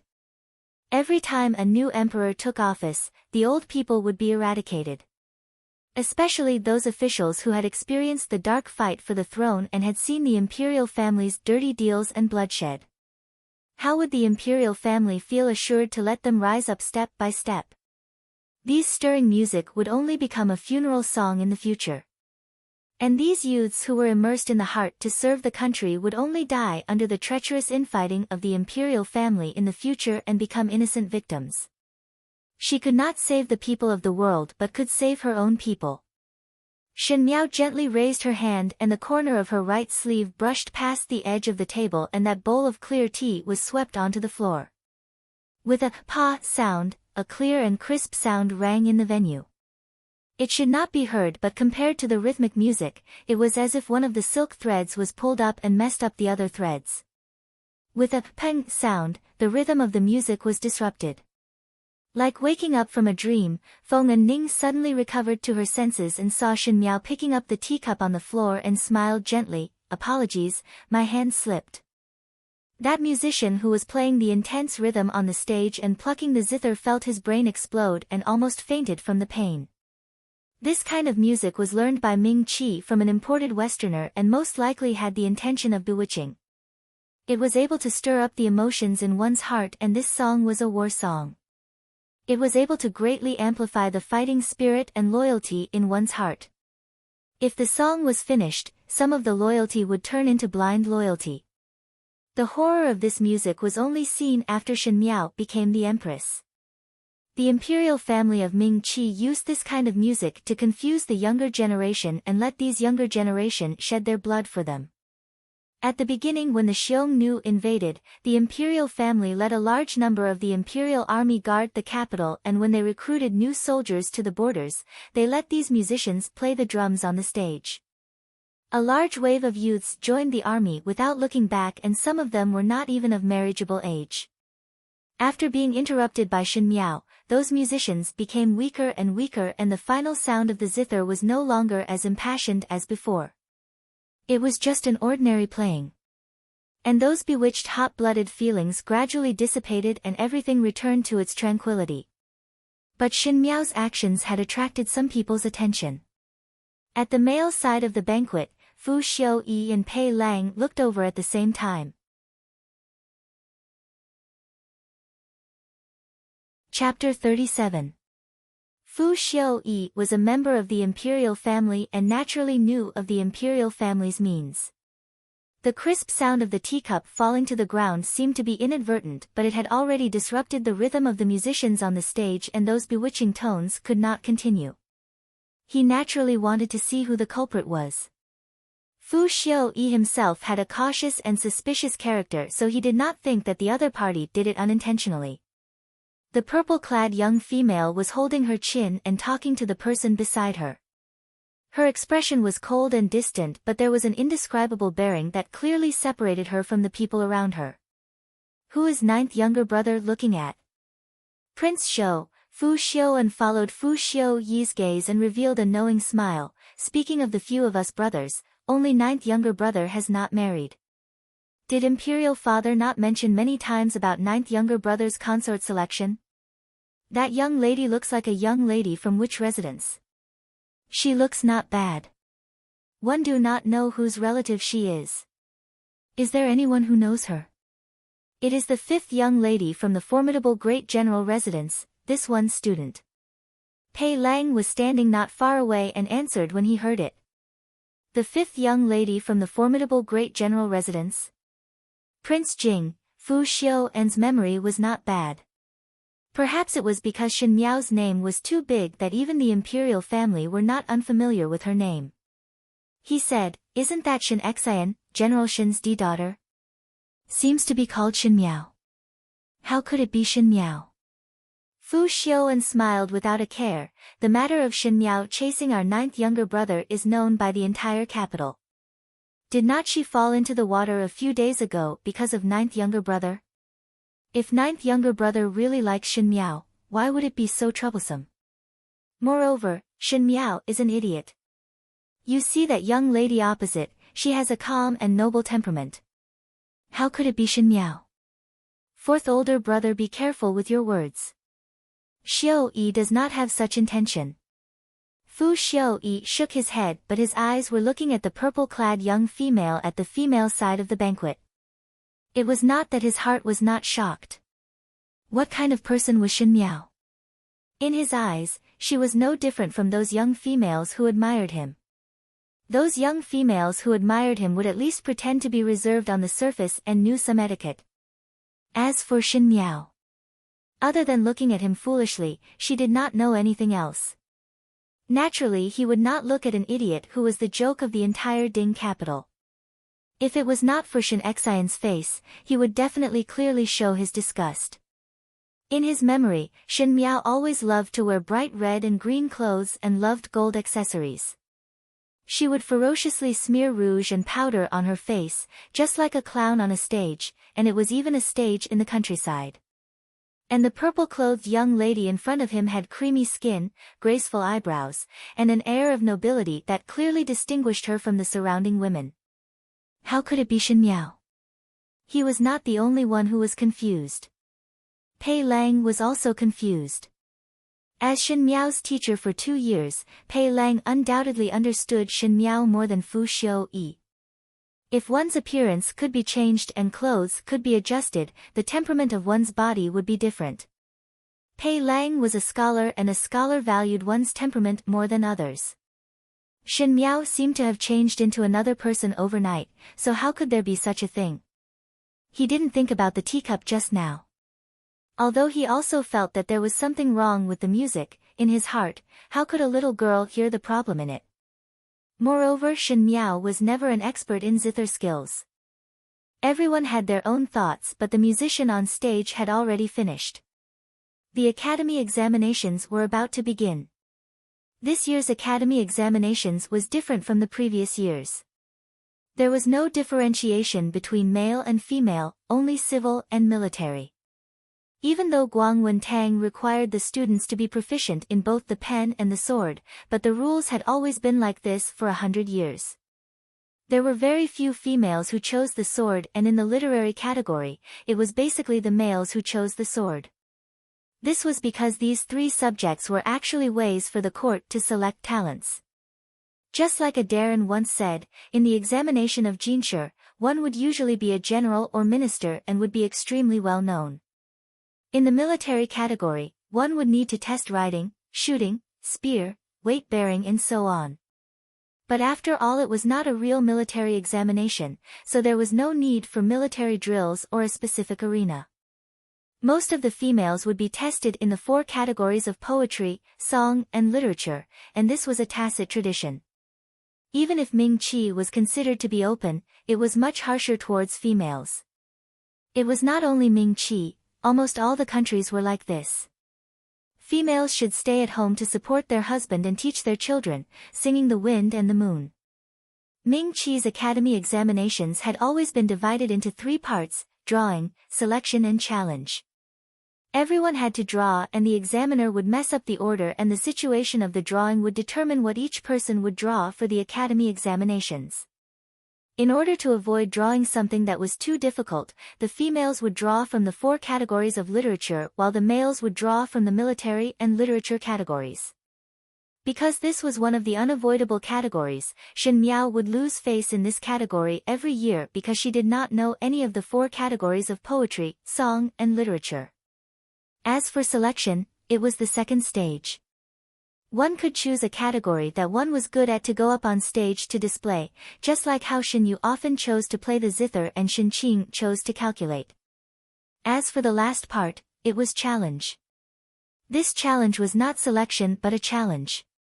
Some people could go up on stage and randomly pick a student to be their opponent and compete in one of the categories. This kind of situation would often happen in a situation where the opponent was evenly matched. For someone like Shen Miao, challenging her would be an insult to one's own strength. But there were also those who wanted to see Shen Miao become a joke and deliberately picked Shen Miao to go up on stage to compare in one category. Naturally, there was no need to guess the outcome. No matter which category, Shen Miao would suffer a crushing defeat. So to Shen Miao, the academy examinations every year was a nightmare, and every year she would be treated as a joke by everyone. There were countless of such days. And it was the same this year. The main examiner on stage pretended to say something as usual, and the other two people took out two small wooden buckets from the back. The wooden buckets were filled with lots of paper. On these papers were the categories of the academy examinations, which were drawn by the students themselves. Both males and females would have to draw, and one of them walked over to the male side of the banquet and handed it to the male students. Another tall female took the bucket and walked over to the female side of the banquet and let the female students draw according to the order. Feng and Ning blinked her eyes. May the heavens bless me. I only hope to draw the zither and literature categories. I really do not know anything about painting and chess. She looked at Shen Miao. You do not seem to be worried at all. Could it be that you have a card up your sleeve? Or are you just smashing a broken pot? It was not that her words were harsh, but Shen Miao was indeed a fool who did not know anything. Shen Miao declined to comment. Was there any meaning in drawing? She did not know anything about the zither, chess, calligraphy, and painting. When the wooden buckets were passed to Shen Miao's table, Feng and Ning first drew, and after drawing the lot paper, she could not wait to open it and immediately gave a sigh of relief. It is zither. It is zither. This is great. These few days of zither practice were not in vain. Shin Miao, what is yours? Shin Miao's hand had just withdrawn from the bucket and there was a white piece of paper in her palm that was folded into a long strip. She opened it and there was a word inside. Painting. Chapter 38. Painting. Feng and Ning stretched out her neck and when she saw the paper in Shin Miao's hands, she was slightly surprised before saying, "Do you know how?" This was the truth. Shin Miao was not proficient in the 4 arts of zither, chess, calligraphy and painting. Not to mention the charm of a painting, one could not even draw it well. Seeing that Shin Miao did not speak, Feng and Ning also quietened down. Most likely people were very strange. Initially she did not see eye to eye with Shin Miao, but now that Shin Miao was cold to her, Feng and Ning was more willing to talk to Shin Miao. She felt that the current Shin Miao had a special temperament that unconsciously attracted others to get close. Both of them were silent when they saw Shin Yu and Shin Qing walking over. Shin Yu smiled. "What is the paper in 5th younger sister's hand?" "Let me take a look. Perhaps eldest sister and I can think of some ideas." Shin Qing nodded her head. "Correct. 2nd younger sister and I have drawn books and paintings respectively." "What is yours?" Shin Miao did not speak. Shin Yu smiled as she went forward to take the paper in her hands and said unintentionally, "5th younger sister need not be afraid. There are still us 2 sisters around and will take care of you." Feng and Ning snorted from her nose. Even though she did not like Shin Miao in the past, she also did not see eye to eye with Shin Yu and Shin Qing. Her mother was a powerful one and there were many sisters in the family, thus one could see who was harboring evil intentions and who was scheming in a glance. What was the difference between Shin Yu and Shin Qing and those Shu sisters in their residence who wanted to fight for favor? It was nothing more than using Shin Miao's stupidity to set off themselves. Sure enough, when Shin Yu's words came out, Yi Pei Lan who was at the side sneered, "Shin Yu, why are you saying these to her? Even if you come up with good ideas, one fear that she would not be able to handle it." "Exactly. It is better to let Shin Miao prepare carefully." Jiang Shaoxian also smiled. Their blatant ridicule was heard by the surrounding Furins and young ladies but they pretended not to hear it. On the surface, they looked serious but the corners of their lips curled up. There was no other reason as Shin Miao would be a joke in the academy examinations every year and when it became a habit to be ridiculed, there was no difference. Even if such ridiculing behavior should not appear on the noble children. "Do not say that about 5th younger sister." Shin Yu disagreed. 5th younger sister is also very diligent. She opened the paper and exclaimed "Aya," before looking at Shin Miao in surprise. "It is a painting." "5th younger sister, you and I have drawn the same item." Feng and Ning looked at Shin Yu incomprehensibly. It was only the same item, what was there to be surprised about? Shin Miao however was well aware of it. Most likely Shin Yu felt that her stupidity would be able to set off her outstanding elegance, not to mention that Fu Xiu-yi was present today. Thinking of Fu Xiu-yi, her eyes darkened. What does 5th younger sister intend to draw? Shin Qing asked curiously, "Do you want 2nd younger sister to give you some pointers?" Her words were full of kindness and vividly portrayed the image of a big sister who loved her younger sister. If others were to see this, they would only say that Shin Qing loved her cousin very much. "Troubling both of you to worry." Shin Miao coldly said, "But since it is the academy examinations, it is better to abide by the rules. 2nd sister wants to help me, isn't that cheating? The 2 people who cheat will be expelled from the academy examinations together. 2nd sister wants to go to such an extent for me." When her lukewarm words came out, Shin Yu's expression changed. Yes, this kind of behavior was considered cheating but if it was in the past, everyone would only say that she was kind and friendly and would not put much thought into it. But after being, specially, pointed out by Shin Miao, everyone's gaze towards Shin Yu changed. In the academy examinations, one more person meant one more opponent and everyone wanted to dominate the limelight. Shin Yu was on good terms with everyone in Guangwentang, but it did not mean that there were no people who were jealous of her. All the young females present were her opponents, and every year in the academy examinations, Shin Yu would always be the first in the female side, so there would definitely be resentment. If one could catch her weakness and let her off the stage and not participate in the academy examinations, then there would be one less strong opponent. Suddenly, those female students who were originally standing at the side with Shin Yu looked over covetously, including Yi Pei Lan and Entourage, who were on good terms with Shin Yu. Shin Yu shuddered as she naturally knew the pros and cons. Turning her head back, she saw Shin Miao looking at her with a smile that was not a smile, and her eyes were full of ridicule. If she were to shrink back like this, it would seem that her good intentions were fake, and if she were to take advantage of the situation, it would be hard to guarantee that these students would not grab hold of her weakness to not participate in the competition. Either way, it would be wrong. Shin Yu suppressed the resentment in her heart and looked at Shin Miao before reluctantly smiling. Since fifth younger sister has said so, then I would not dare to have good intentions on my own. Forget it. Feng and Ning could not help but laugh and deliberately said loudly, "One thought that one dotes on younger sister a lot. So it is just like this. To be scared by others and forget it, then what kind of sincere help is that?" For a moment, those young females looked at Shin Yu with a meaningful gaze. Chen Roqiu also heard the movements over here, and she was somewhat flustered. Shin Yu was after all still young and did not know how to deal with the situation in front of her. At the same time, her heart was somewhat cold. This Shin Miao was able to stir up other people's emotions with just a few words and let others follow her words. Such a powerful mouth. But she could not intervene as it was a child's matter, and if she as a mother were to intervene, then she would be at a disadvantage. Ren Wanyun and Shin Qing were somewhat gloating as one knew that if Shin Yu was too outstanding, it would cover up Shin Qing's brilliance. If Shin Yu did not end up well, then only Shin Qing would be able to support the Shin family. Shin Yu looked at Shin Miao and thought that if this younger sister had become smarter, she would also speak up for her at this moment.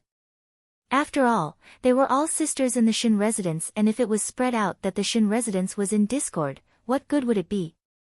Moreover, Shin Miao had always been fawning on Shin Yu, and if Shin Yu was offended, then Shin Miao would no longer have any friends. But after waiting for a long while, she did not hear Shin Miao's reply. Shin Yu could not help but speak. "Fifth younger sister, does second older sister not need to think about what to draw next?" Shin Miao's voice was flat. "As for my side, there is no need." Seeing that Shin Miao did not have the intention to help her out of the predicament, and looking at the ridiculing gazes of the surrounding young females, for the first time, Shin Yu almost could not control herself and wanted to give Shin Miao a tight slap. She barely suppressed her emotions and gritted her teeth. It seems that fifth younger sister seems to have a well-thought-out plan. Since that is the case, later one will see how fifth younger sister will display her brilliance. It will definitely be extremely wonderful. Shin Yu bit on the words extremely wonderful very heavily. Finishing saying that, she flicked her sleeves and turned to leave in a huff. Shin Qing hurriedly followed after him. Feng and Ning looked at Shin Miao and asked, "Even though it is extremely refreshing, but why did you not leave a way out for yourself? When you go on stage, she will definitely grab the opportunity to ruthlessly ridicule you." "I do not like to endure." Shin Miao looked at the chess game in front of her. "Do not endure, do not turn back, do not be soft-hearted. Do not endure. Kill." She took out a chess piece and placed it on the chessboard.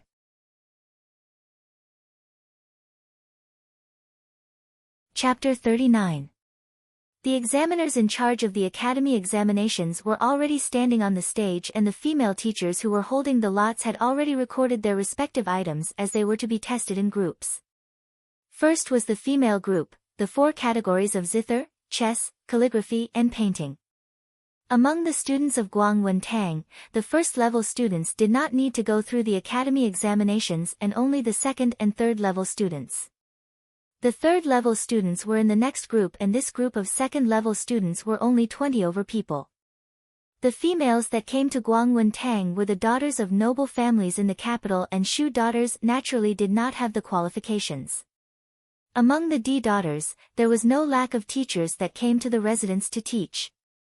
Moreover, the threshold for entering Guangwen Tang was not low, and every year they had to pay 1,000 taels of silver. Initially, Shin Xian did not care about these worldly possessions and sent the 3 daughters of the Shin residents to Guangwen Tang. Ren Wanyun was somewhat dissatisfied with this, but with a wave of Shin Xian's hand, she did not dare to continue to argue. After all, the money that was confiscated was the emperor's reward for Shin Xian's battles. The 22 people were divided into 4 groups. There were more people in the zither category, and there were 7 people. Females always liked these kinds of things that could highlight their charm, and the other 3 categories had 5 people. In the painting group that Shin Miao was in, there was Shin Yu, the left imperial censor's daughter Qin Qing, Fan Luer of the Fengtian residence's magistrate, and Zhao Yan of the left assistant minister's family. Fan Luer and Zhao Yan were somewhat disappointed. Fan Luer was good at the zither category and Zhao Yan was good at chess. Not everyone was like Shin Yu, who was proficient in every category. Not being able to draw the category that they were good at, Fan Luer and Zhao Yan were not very happy in front of the males. It was Qin Qing who was as arrogant as usual. Qin Qing's beauty was the only one in Guangwen Tang who could compete with Shin Yu, but it was not because of talent. Even though Shin Yu was also gentle and beautiful, Qin Qing's beauty could suppress her without batting an eyelid. Shin Miao's gaze landed on Qin Qing. Today she was wearing a green cotton embroidered robe with wide sleeves, and there was a goose yellow belt around her waist which made her slender waist less than a grasp, and the fluttering of her clothes made her look like a fairy. Compared to the soft and weak Shin Yu, she was more like a lotus. However, this arrogant and beautiful woman followed the late emperor and began to clean up the aristocratic families. After the left imperial censor's family was defeated, she became a prostitute for the army.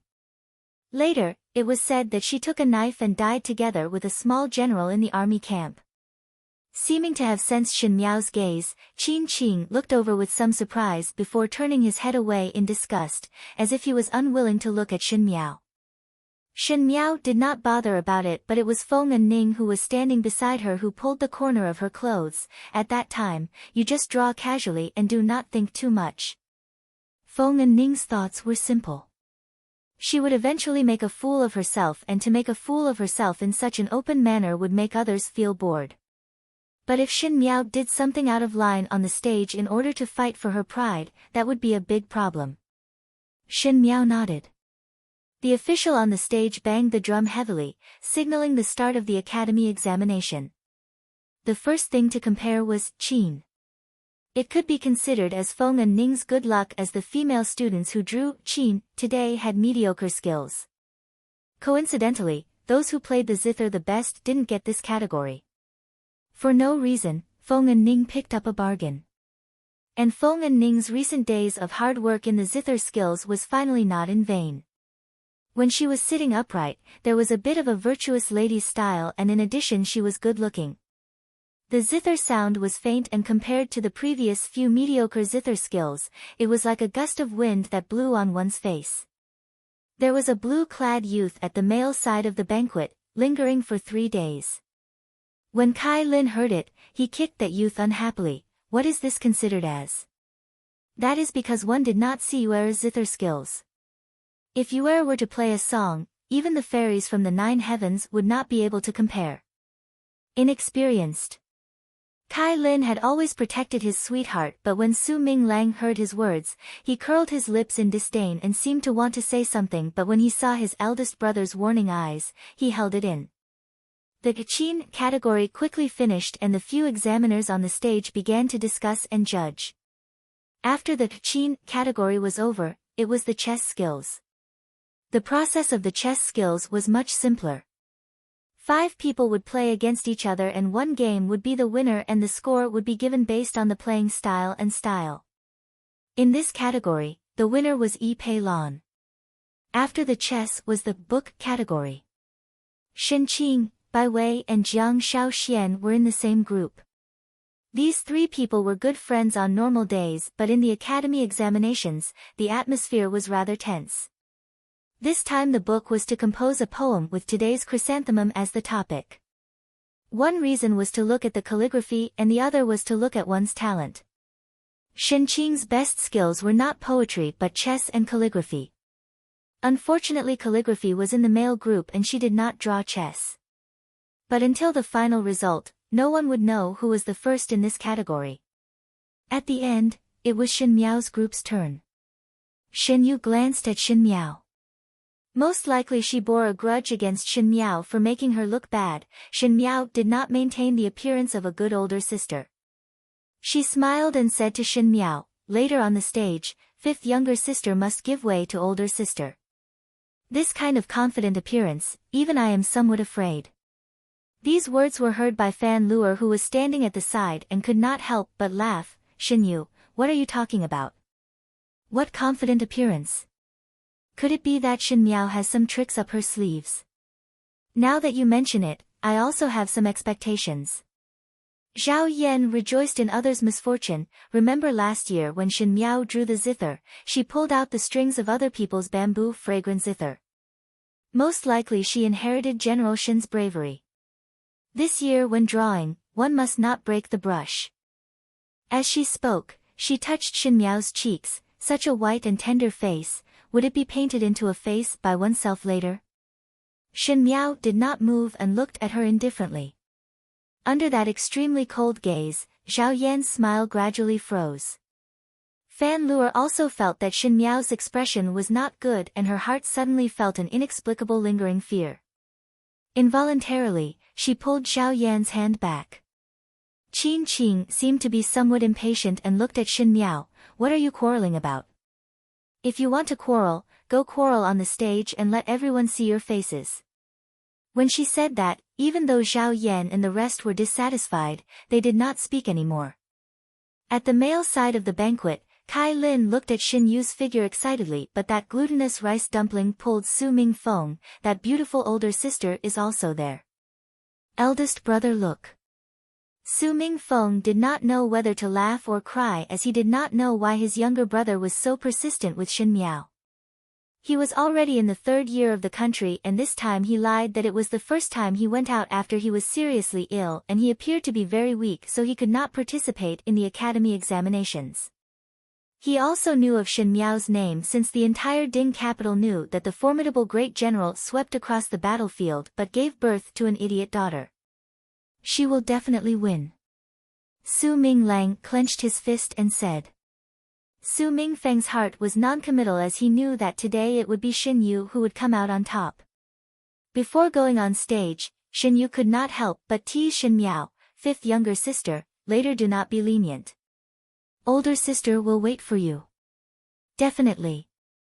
Shen Miao answered. She would definitely not be lenient.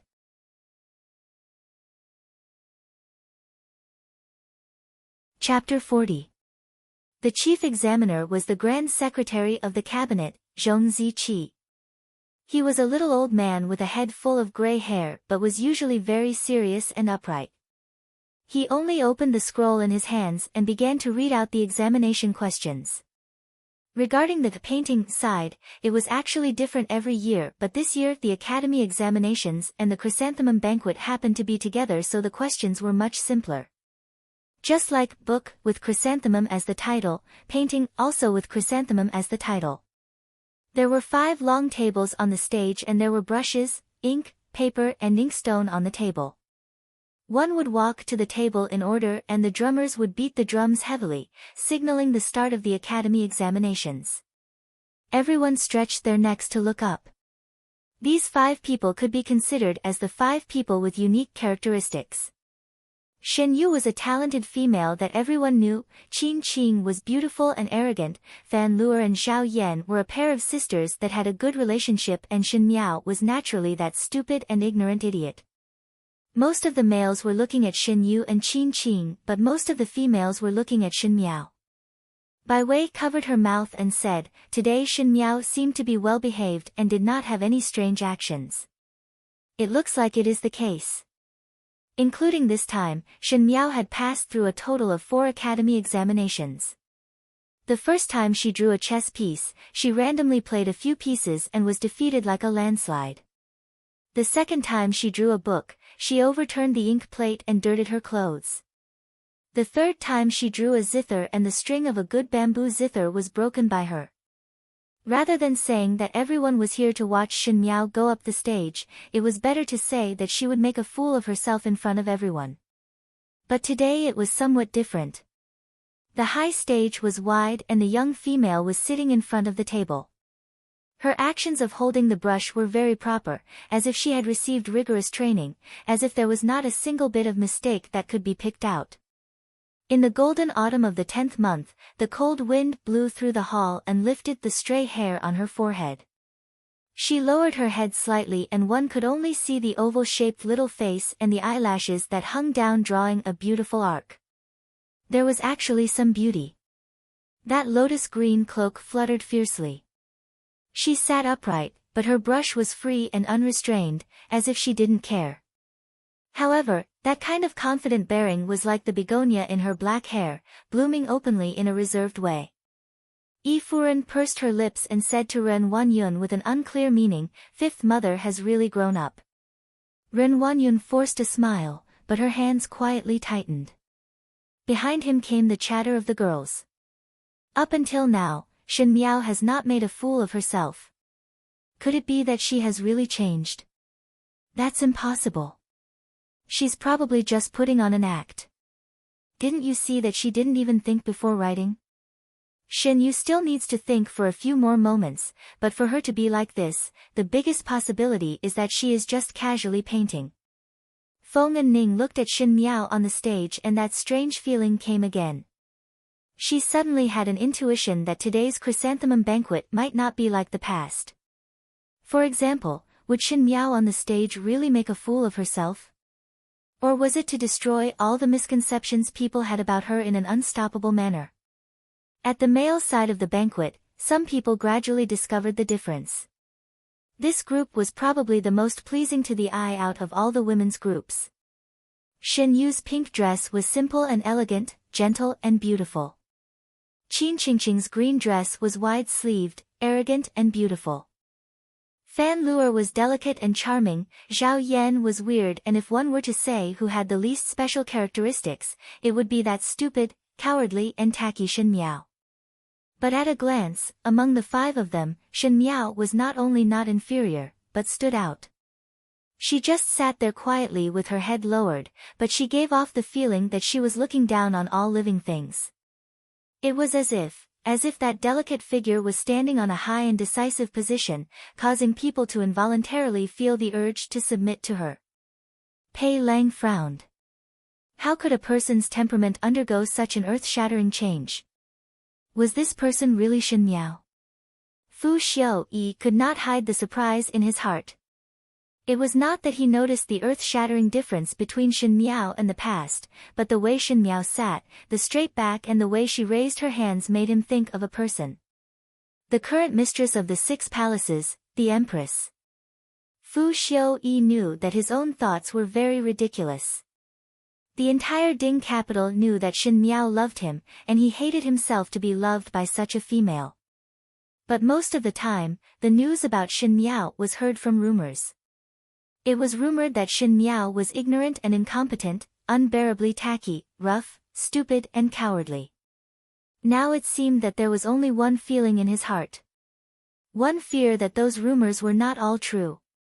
Really strange. The blue-clad youth who was previously reprimanded by Kai Lin said curiously, "Wasn't it said that the second-year student Shin Miao is an idiot? It does not look like it." Kai Lin was also stunned. His eyes kept following Shin Miao, but Shin Miao seemed to have a kind of magic that made one involuntarily notice her. It was as if she was born to stand in a position that others could see, and it was especially obvious today. He tried hard to suppress his own strange thoughts and snorted, "Just putting on an act. Eldest brother, she will win." Su Minglang tugged at the sleeves of the person beside him. Su Mingfeng's brows were smiling but his expression was somewhat strange. Shin Miao. After the time it took for an incense stick to burn, the drummer beat the drum again, indicating that the time was up. Shin Yu put down her brush. She was very confident in her painting today. Beside her left was Qin Qing. Qin Qing had also completed his painting and was washing the brush. Even if it was a simple action, when done by her, it was as moving as a painting. But no matter how moving it was, in the academy examinations, one would not rely on one's beauty to speak. She then turned her head to look at Shen Miao and thought that Shen Miao had always achieved nothing, but there was no accident today.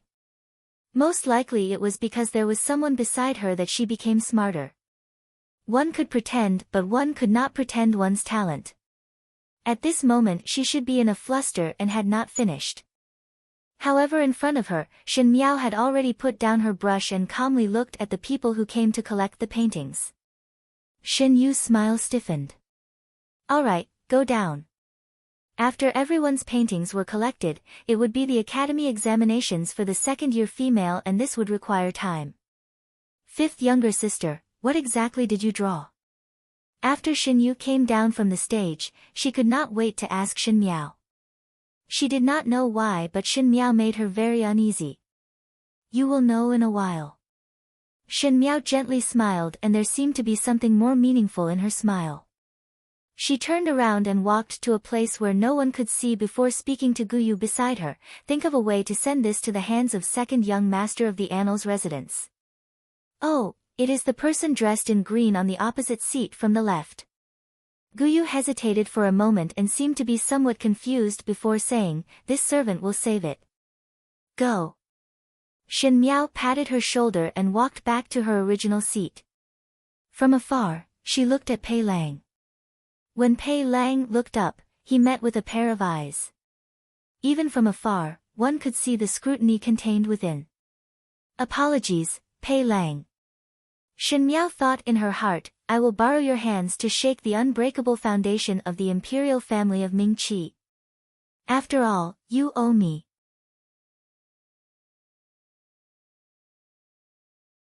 Chapter 41. The examiners on the stage were evaluating the results, and the students below the stage were also discussing. Today Shen Miao did not make a fool of herself, and it made the academy examinations somewhat boring, but it also made those who usually did not look at her to pay attention to her. Humans were all strange. Those who were bad usually only needed to perform a little better, and perhaps in the eyes of others, they would be able to turn over a new leaf. Feng and Ning was somewhat nervous and would look towards the examiners on the stage from time to time. One did not know what the reason was, but the few Darren on the stage seemed to be arguing. It seems that today is also very intense.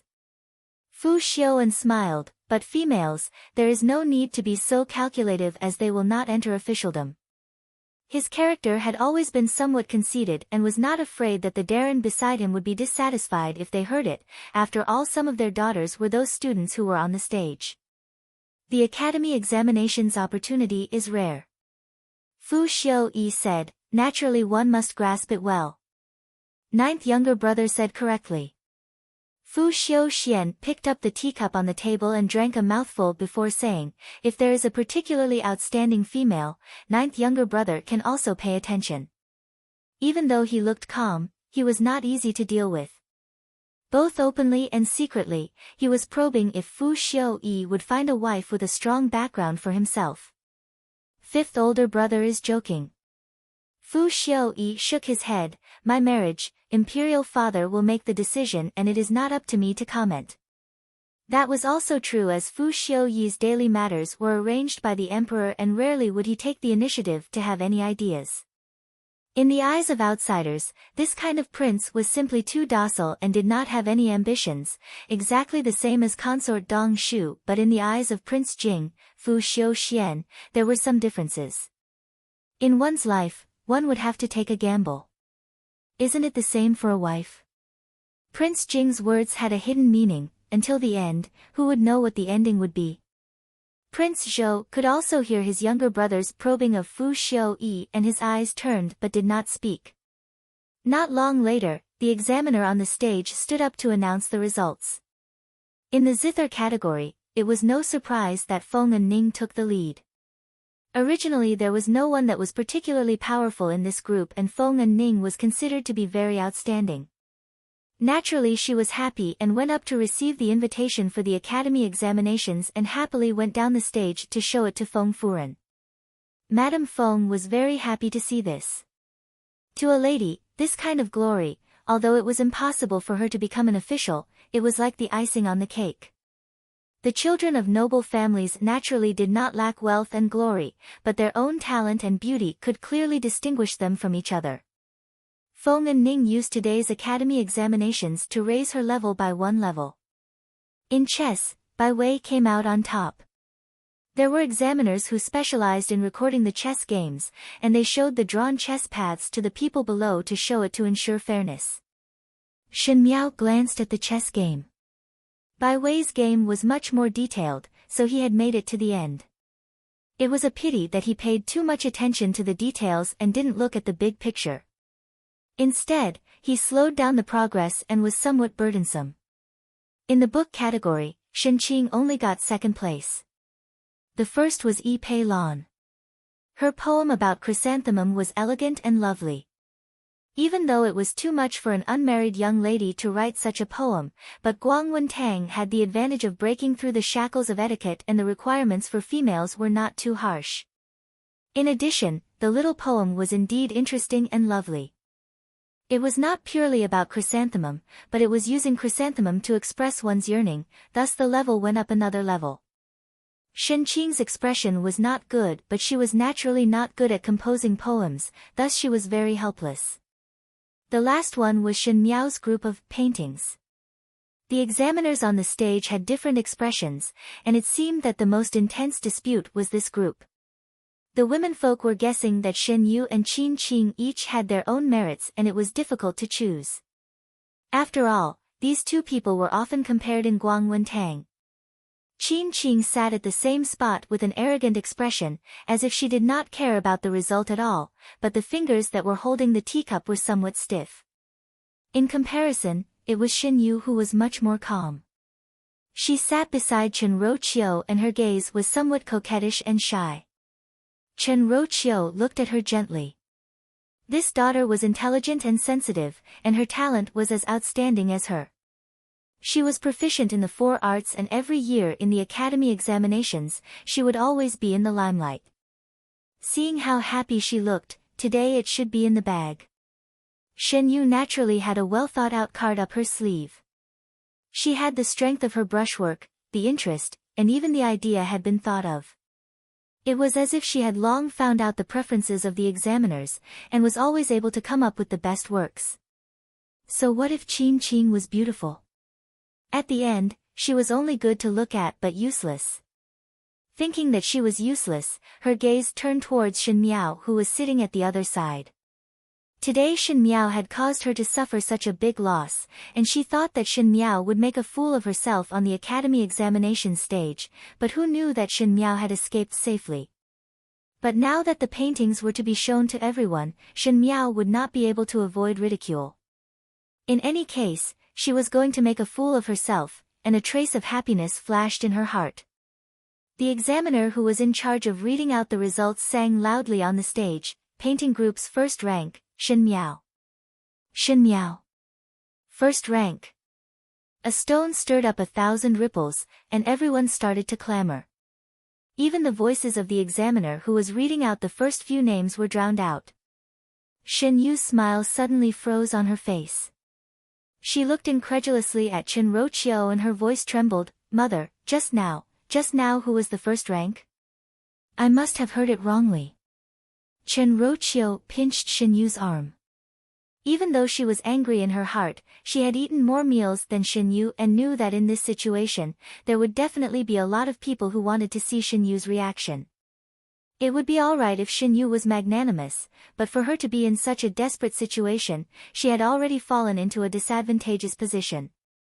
Even though Shen Qing and Ren Wanyun rejoiced in others' misfortune, this was the first time Shen Yu's face was swept away by others, but when they heard that it was Shen Miao, they were also surprised. They thought that the examiner had mistaken Shen Yu's and Shen Miao's names. There was a lot of discussion in the female side of the banquet, and naturally there was an uproar in the male side of the banquet. What is going on? Why is it not little Yu? Kai Lin suddenly stood up and looked at his classmate. Did I hear it wrongly? Is it that old man who read it wrongly? Naturally, she was not the only one who had such thoughts, especially the youths who were in the same class as Shen Miao, as they were discussing with a look of extreme surprise. Look, older brother. I knew that she would win. Su Ming Lang pulled Su Ming Feng. In this group of people, he was probably the happiest as the white fat on his face shook. Su Ming Feng also had a headache. Who would have thought that it was Shen Miao? One had to know that every time before the academy examinations, there would be private casinos that would come and gamble. He had bet on Xinyu, but he had bet 1,000 liang of silver. Well, 1,000 liang of silver had all gone down the drain. If Master Su knew about it, he would definitely tear him apart. Looking at Su Ming Lang, who was jumping up and down in joy, Su Ming Feng wanted to cry but had no tears. Pei Lang frowned but did not look at the examiner on the stage, but looked at the purple-clad young female in the female side of the banquet. Her face was abnormally calm as she indifferently looked at everyone's surprise and doubt. She had long known that she would win.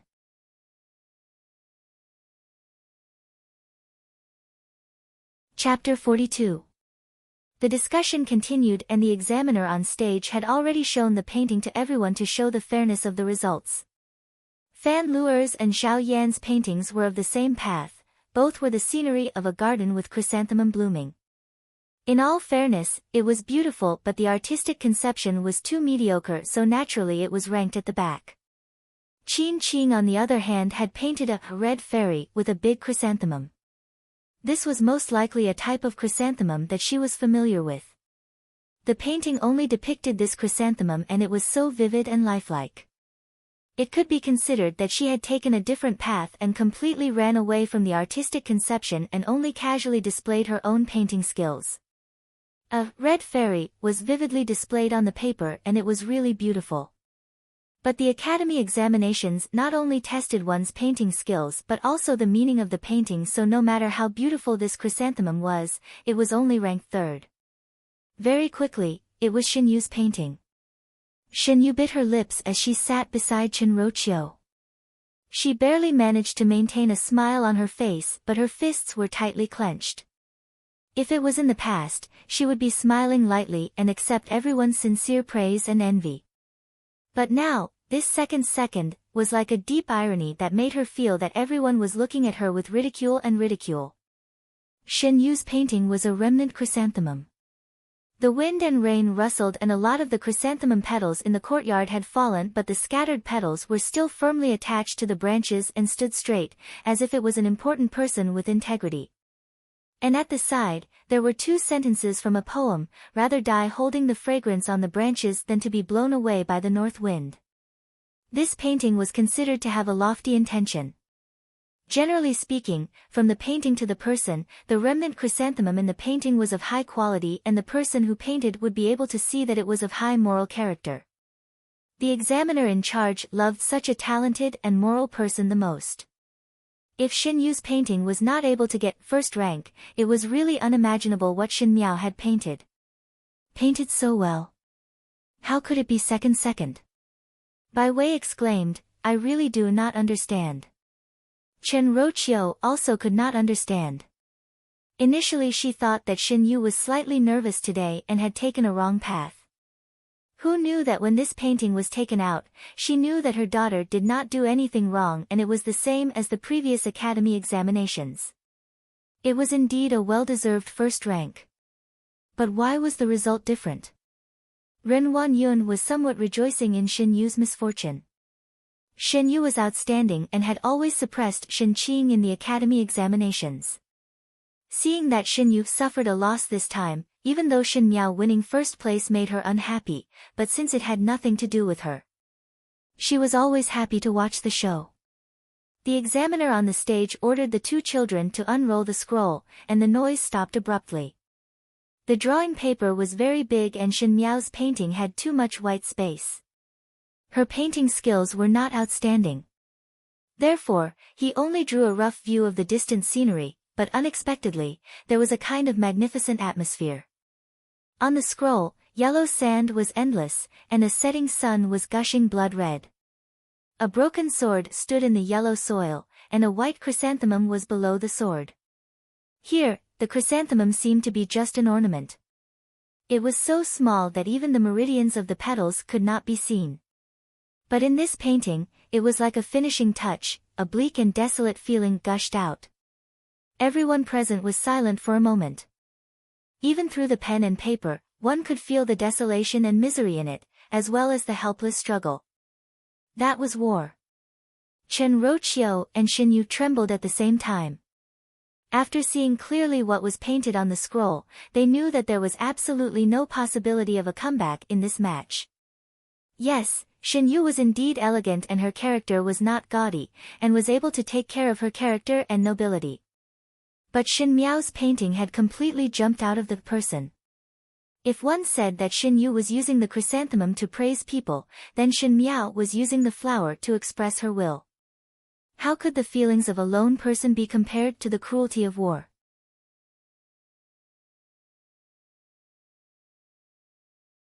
Chapter 43.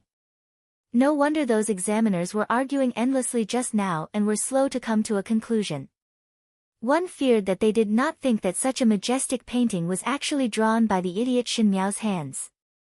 The chief examiner, the grand secretary of the cabinet Zhong Ziqi said, "Student Xin Miao, come up and talk about why this painting was made."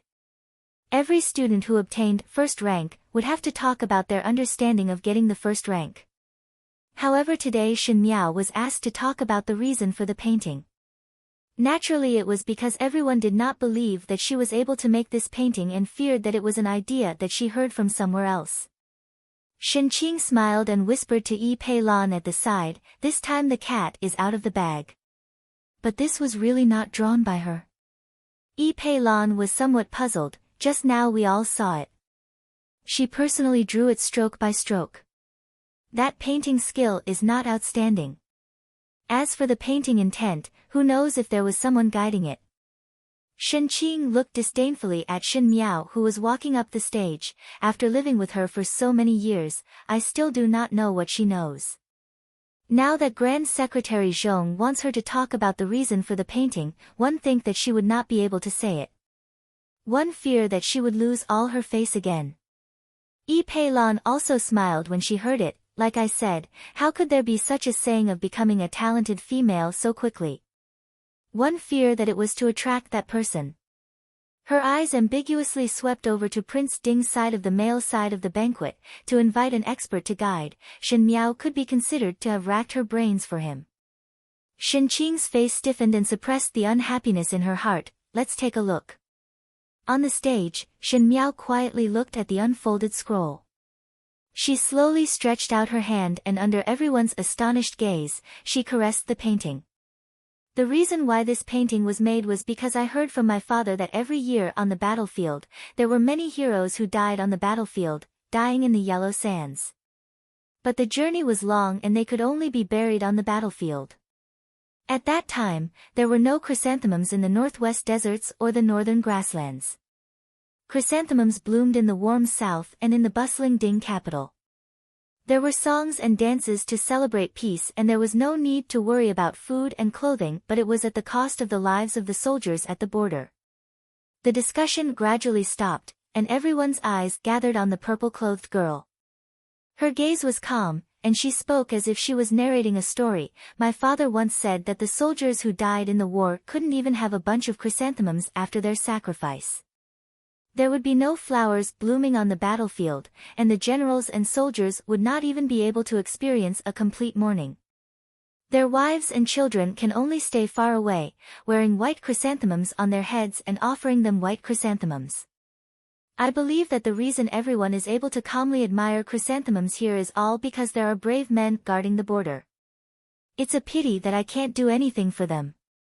I can only paint a bunch of white chrysanthemums in front of a pile of yellow soil to comfort their souls. The young girl stood in the wind. Her eyes were clear, but her words were powerful and resonant. It was as if her words were the only thing in the world that was clear and sweet. However, they were like morning bells and evening drums, beating on everyone's hearts. Shen Miao lowered her eyes slightly. Did the Tian family of Ming Qi not want to deal with the aristocratic families and the Shen family? But the world was so big that everyone's eyes would see and everyone's ears would listen. Preventing the people's mouths was more important than preventing a river. Since the Tian family wanted to attack the general residence, she would let everyone in the world take a look. Look, the Shen family used their lives to fight for meritorious deeds. The Shen family used their lives to guard the city walls of Ming Qi.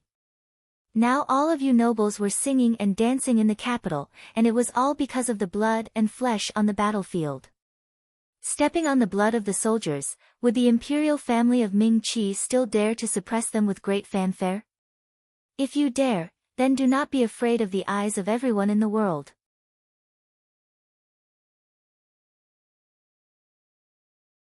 Chapter 44. The most supreme thing was the imperial power. What was more powerful than the imperial power was the common people's mouths. Of course one could use an iron fist to suppress it, but when that day comes, the common people would not dare to speak nonsense and the joke would spread out. Wouldn't it be the biggest joke in the world? The imperial family of Ming Qi was probably like this. It was obvious that they were corrupt internally and had done many dirty things, but on the surface they still had to put on a face that they cared about the country. They enjoyed the protection and offerings of the aristocratic families with a clear conscience, but at the end they had to make a false accusation. Shen Miao's words made everyone present gradually quiet down. The daughters thought of the glory of their ancestors, and if the residence was a military general, they would be even more moved. The male students were at the age where they were full of vigor and the soldiers on the battlefield were admired everywhere, so naturally they would worship heroes. But there were some who were not so happy. The three princes of Ming Qi who were present all frowned at the same time. Others did not know, but they knew what the imperial family's intention was: to treat the aristocratic families. The Shen family was a tall tree that attracted the wind, and sooner or later the emperor would use other excuses to eradicate them. However, the Shen family had a good reputation among the common people for so many years, and to topple them was not something that could be done overnight. Now Shen Miao's words seemed to be mourning the soldiers, but in fact it was praising the meritorious deeds and also put the soldiers in a position of being in the spotlight. If the imperial family had a trace of inappropriateness, they would be in the wrong in terms of morality and conduct. Was she doing it intentionally? Everyone looked up, and after the young female finished speaking, she became silent. Her robe was a little loose, and it fluttered in the cold wind, making her figure seem even more delicate. Most likely she was thinking wrongly, as she was just a daughter in the boudoir. This time she was able to uncharacteristically take the lead was because she was Shen Xian's daughter, and Shen Xian had really told her about the matters on the battlefield, thus she was lucky. Prince Yu's gaze followed the purple-clad young female, and in a flash, he suddenly smiled meaningfully. This young lady of the Shen family is indeed very interesting. One did not know why, but when Prince Yu's words came out, Pei Lang and Fu Xiuyi frowned at the same time, and there was a trace of a bad premonition in their hearts. When Prince Zhou heard it, he asked meaningfully, "Does Royal Shu fancy that young lady of the Shen family?" One heard that the young lady of the Shen family is ignorant and idiotic, but now it seems that it is not so. She has a sharp tongue and looks are not bad. If there is an additional royal saw. He laughed very obscene, it should be very interesting. Prince Yu of the first rank was now over 40 years old, and in addition to his brutality and viciousness, the number of females that were played to death by him was uncountable. If Shen Miao were to fall into his hands, one feared that in a short period of time, she would perish. Zhou's words were already out, but he had such arrogant temperament, so others would not find it strange when he said it. However, it was really too immoral to put a budding girl into such a tiger's mouth without rhyme or reason. Prince Jing, however, thought further than his own twin brother. Even though the imperial family had the intention to suppress the Shen family, but the Shen family had military power in their hands, like a common man with a treasure. If any prince were to obtain the Shen family's help in private, it would be a huge bargaining chip in the road to the throne. But if Shen Miao were to marry to Prince Yu, then Prince Yu would no longer be able to fight for power. Perhaps the best way would be to place the military power in the imperial family and not be coveted by any prince. Thinking of this, Prince Jing, Fu Xiu-yi nodded his head. The young lady of the Shin family is quick-witted. If Royal Shu feels that it is not bad, there is nothing wrong. Fu Xiu-yi's brows wrinkled even tighter. He naturally considered the things that Prince Jing could think of. He knew that Shin Miao marrying to Prince Yu residence would have 100 benefits and no harm to him. Firstly, he could get rid of Shin Miao's entanglement and there would be one less peach blossom joke. Secondly, the Shin family's military power was too hot, and even if he had the intention to use it, he was afraid that it would cause the emperor to suspect that the gains would not make up for the losses. It would be better to leave it in Prince Yu residence and wait for an opportunity to make a move. But he did not know why he felt that there was an unpleasant thought in his heart, as if it was not right to do so. Pei Lang looked worriedly at Shin Miao, who was walking down the stage. Her steps were unhurried and her expression was calm. Most likely she did not know that her fate was already in the hands of this group of imperial children. He sighed in his heart. After all, they were teacher and student, but he was just a little teacher and could not change anything.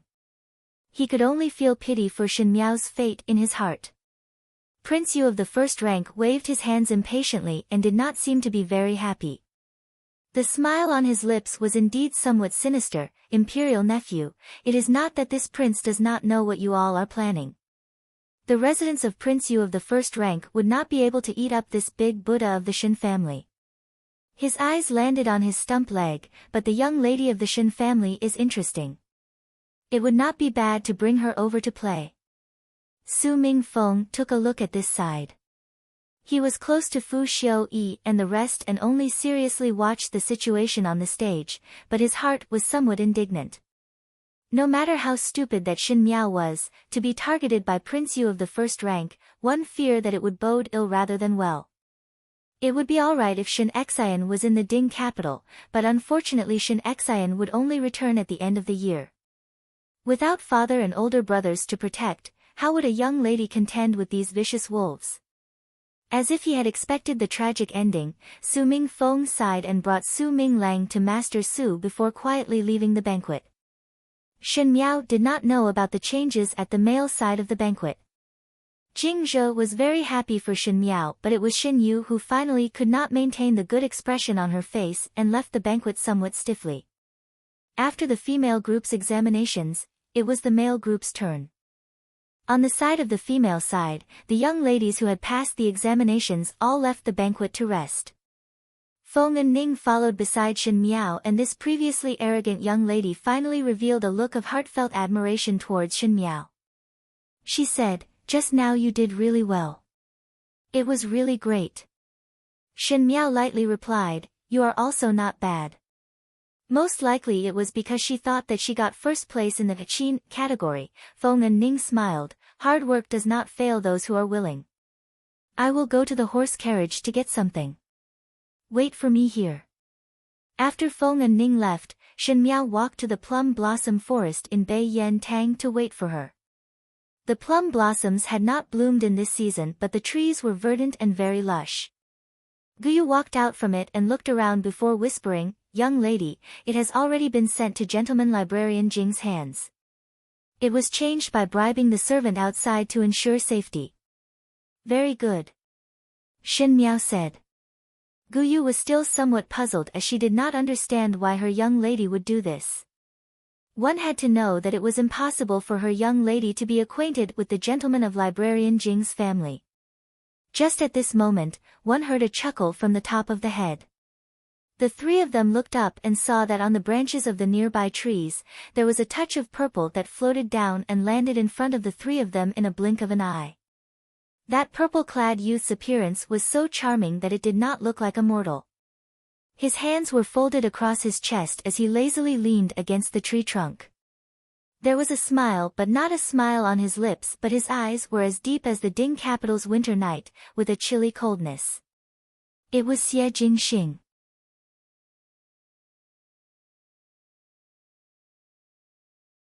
Chapter 45. Young lady.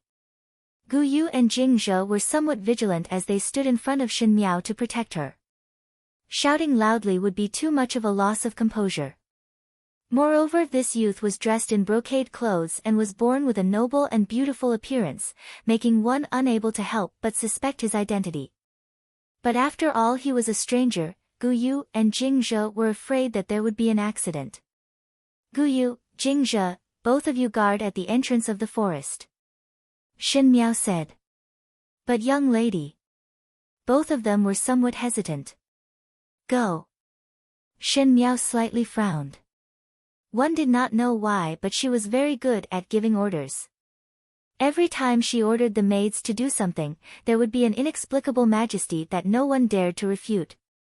Jing Zhe and Gu Yu could only retreat to the entrance of the forest. You are indeed interesting.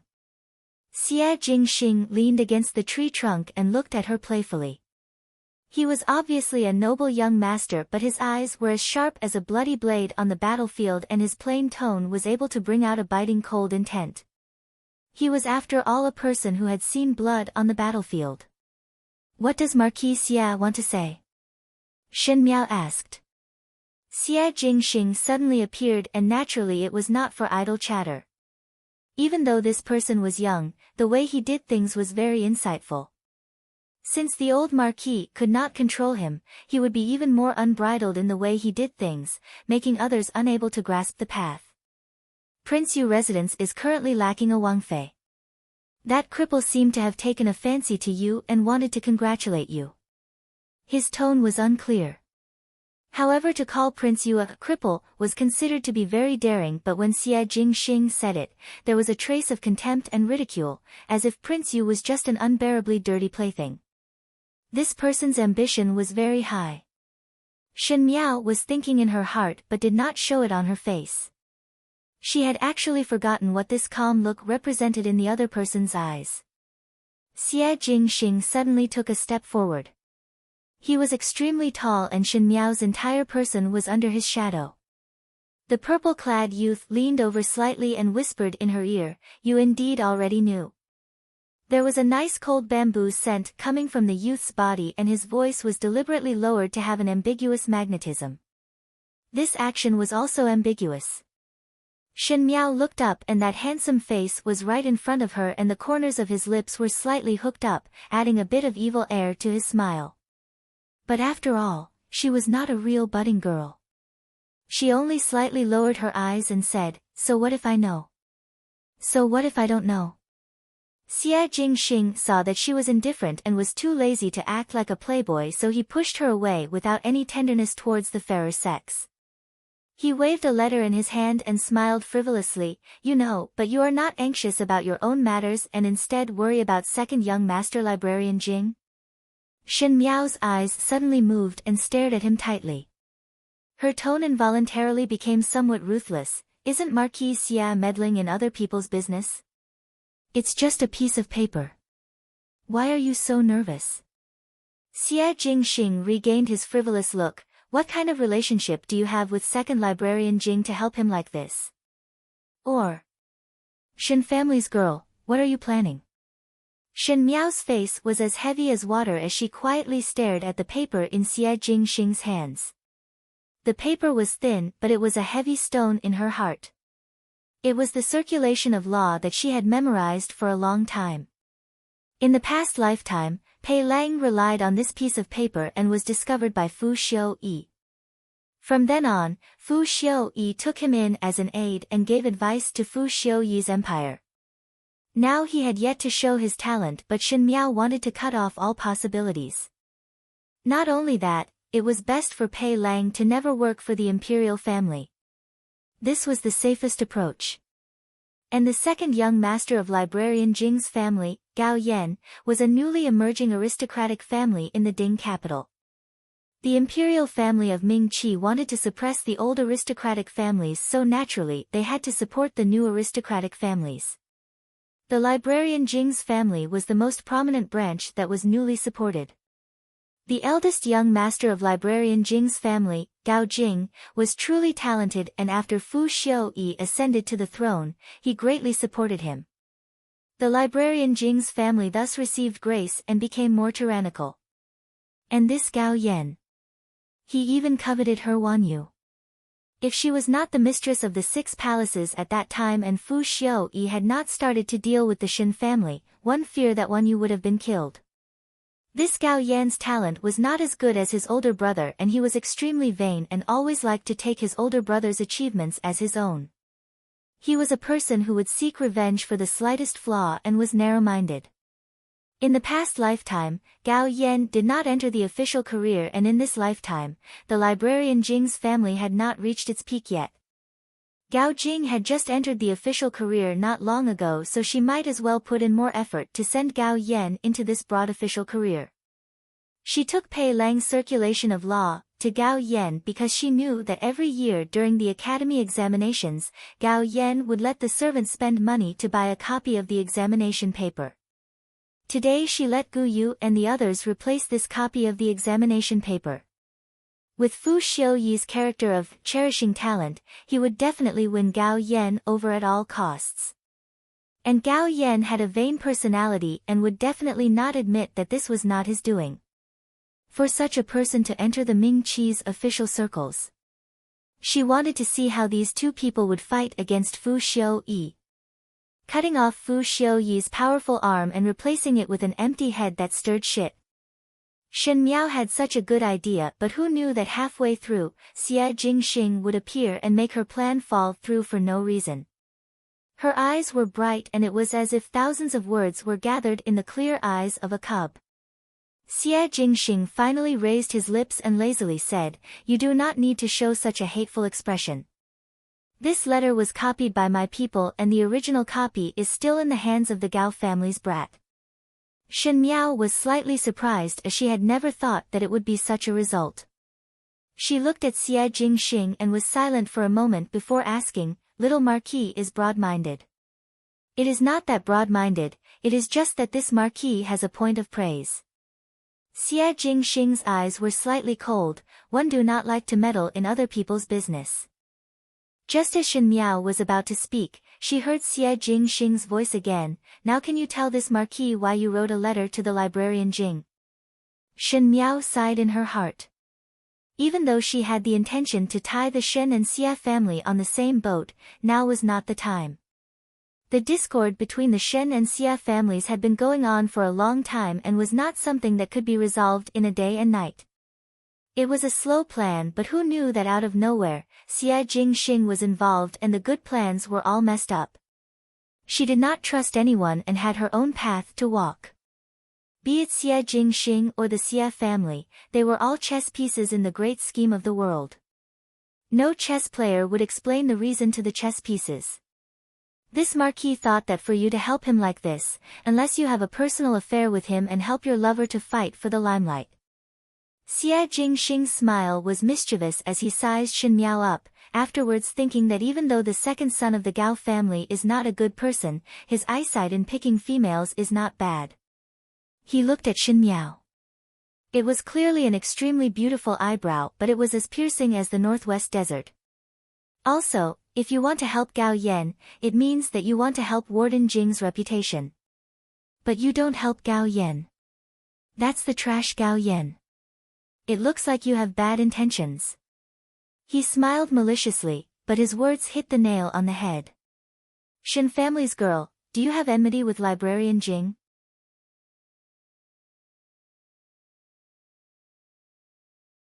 Chapter 46. Shen family's girl, do you have enmity with librarian Jing? Shen Miao quietly looked at the youth in front of her. His eyebrows were beautiful, but his heroic spirit was pressing. Even though he had a cynical expression, there was a steadiness that transcended his age. It was not what was shown on the outside, but when following him, there was a sense of security that even if the heavens were to collapse, the other party would be there to support it. Even in the previous lifetime when she was in the Qin country or in the inner palace, she had never seen such a clear person. With just one sentence, he was able to see through the heart of everything. Such an amazing and brilliant person had to die young. It was really the heavens being jealous of heroic talents. A flash of regret flashed in her eyes, but when she opened her mouth again, it was in a flat tone, yes. This game of chess is laid out in a roundabout way. Xie Jingxing's eyes were scrutinizing, to go around in such a big circle just to send Gao Yan into official career. Could it be that you want to mess up Ming Qi's officialdom? Even though Shen Miao had lived for 2 lifetimes, her heart could not help but be slightly shocked. If Xie Jingxing's performance previously was that he was excessively smart and understood with a single point, then now this person seemed somewhat scary. Ordinary people would take 1 step and look at 1 step, and a smart person would take 1 step and look at 10 steps. Xie Jingxing's seemingly ordinary question was like taking 1 step and looking 1,000 miles away. Such a straightforward and undisguised knife made her somewhat not know how to answer. After a moment, she then answered, "What does this have to do with little Marquis?" This Marquis does not care about Ming Qi's officialdom, but the Marquis of Linan cannot be touched. There was a warning in his tone. If you have any ideas on the residence of the Marquis of Linan, then do not blame this Marquis for being impolite. Shen Miao glanced at him. Xie Jingxing seemed to be extremely disgusted with the residence of the Marquis of Linan and loved to go against his father, but now it seemed that it was not a complete disgust and one fear that he still placed the residence of the Marquis of Linan in his heart. Otherwise, in the last lifetime, he would not have ended up with thousands of arrows piercing his heart to protect the reputation of the residence of the Marquis of Linan. And it was understandable for Xie Jingxing to suspect that she would take action on the Xie family. The Shen family and the Xie family had always been at loggerheads with one another.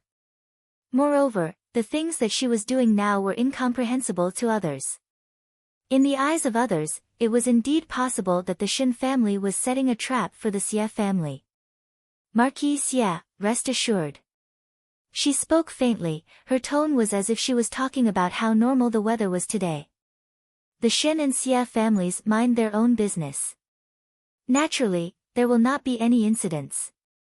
What Marquis Xie was worried about would not happen. A person's life is only for a few decades and the wheel of fortune changes. Now the Xie family sees the Shen family as their enemy, but they do not know that there will be a day in the future when we will be in the same boat through thick and thin, sharing a common enemy. Are you expressing goodwill to me? Xie Jingxing raised his eyebrows. Yes. Shen Miao said calmly.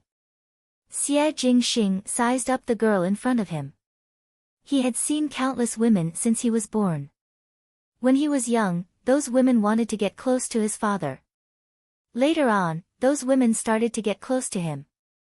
Among these women, there were those who were as beautiful as flowers, those who were devastatingly beautiful, those who were good at wielding swords and sabers, and those who were good at strategizing. Xie Jingxing had seen tens of thousands of intelligent people, but there was no one that surprised him like the person in front of him. Perhaps it was the intuition of someone who had experienced the battlefield, but Xie Jingxing could smell the scent of blood from this young girl. It was like a pool of stagnant water, but there was a huge ferocious beast lurking at the bottom. Now on the surface it was calm, but it was just waiting for an opportunity to move. When the day comes that it would break through, it would be a reign of terror. Even though this looked somewhat ridiculous, an unmarried female, how big of a storm could she stir up? But Xie Jingxing would never underestimate his intuition. The young female was covered in a lotus-green silk cloak and her pretty face was covered in frost. In this lush and verdant plum forest, there was a feeling of a 9-feet palace when she stood there. Noble, lonely, decisive, and bottomless abyss.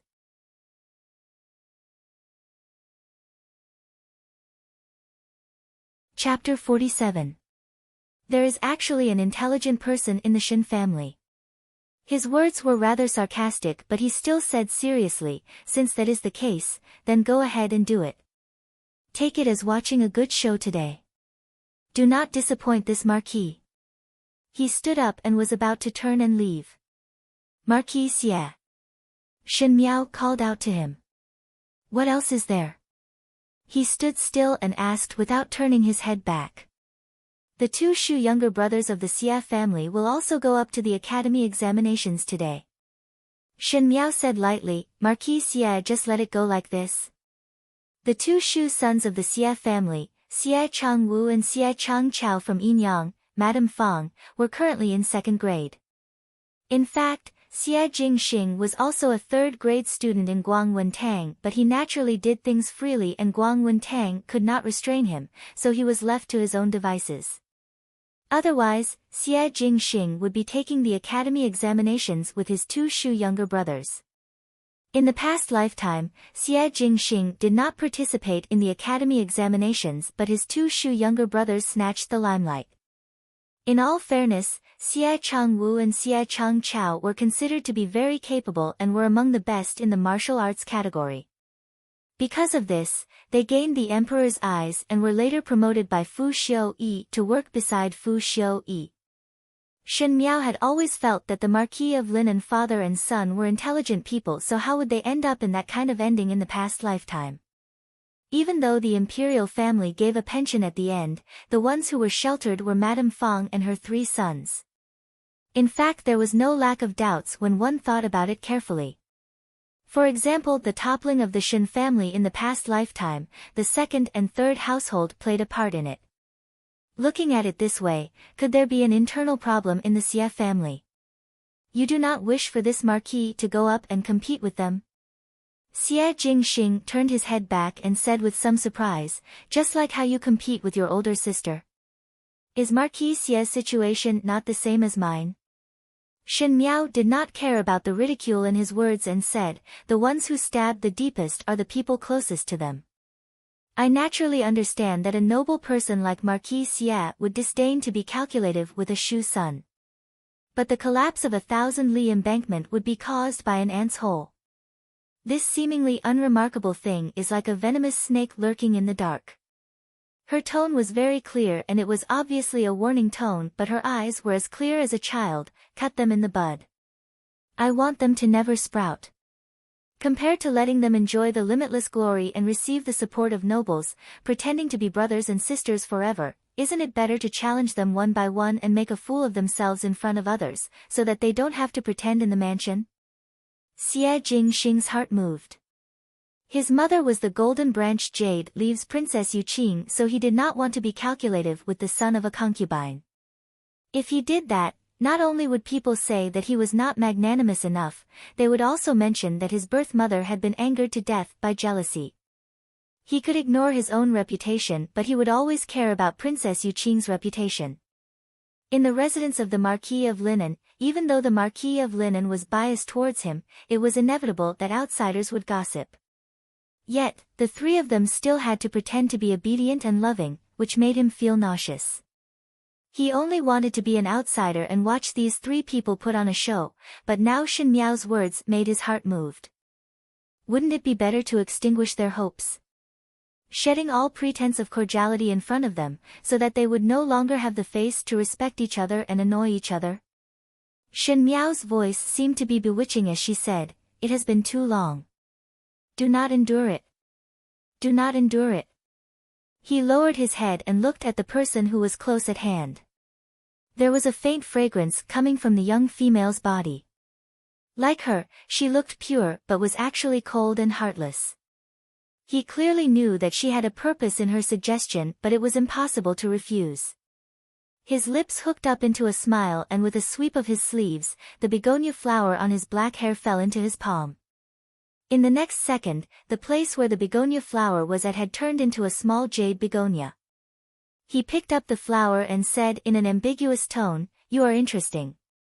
This flower is for you. The suggestion is not bad. Many thanks."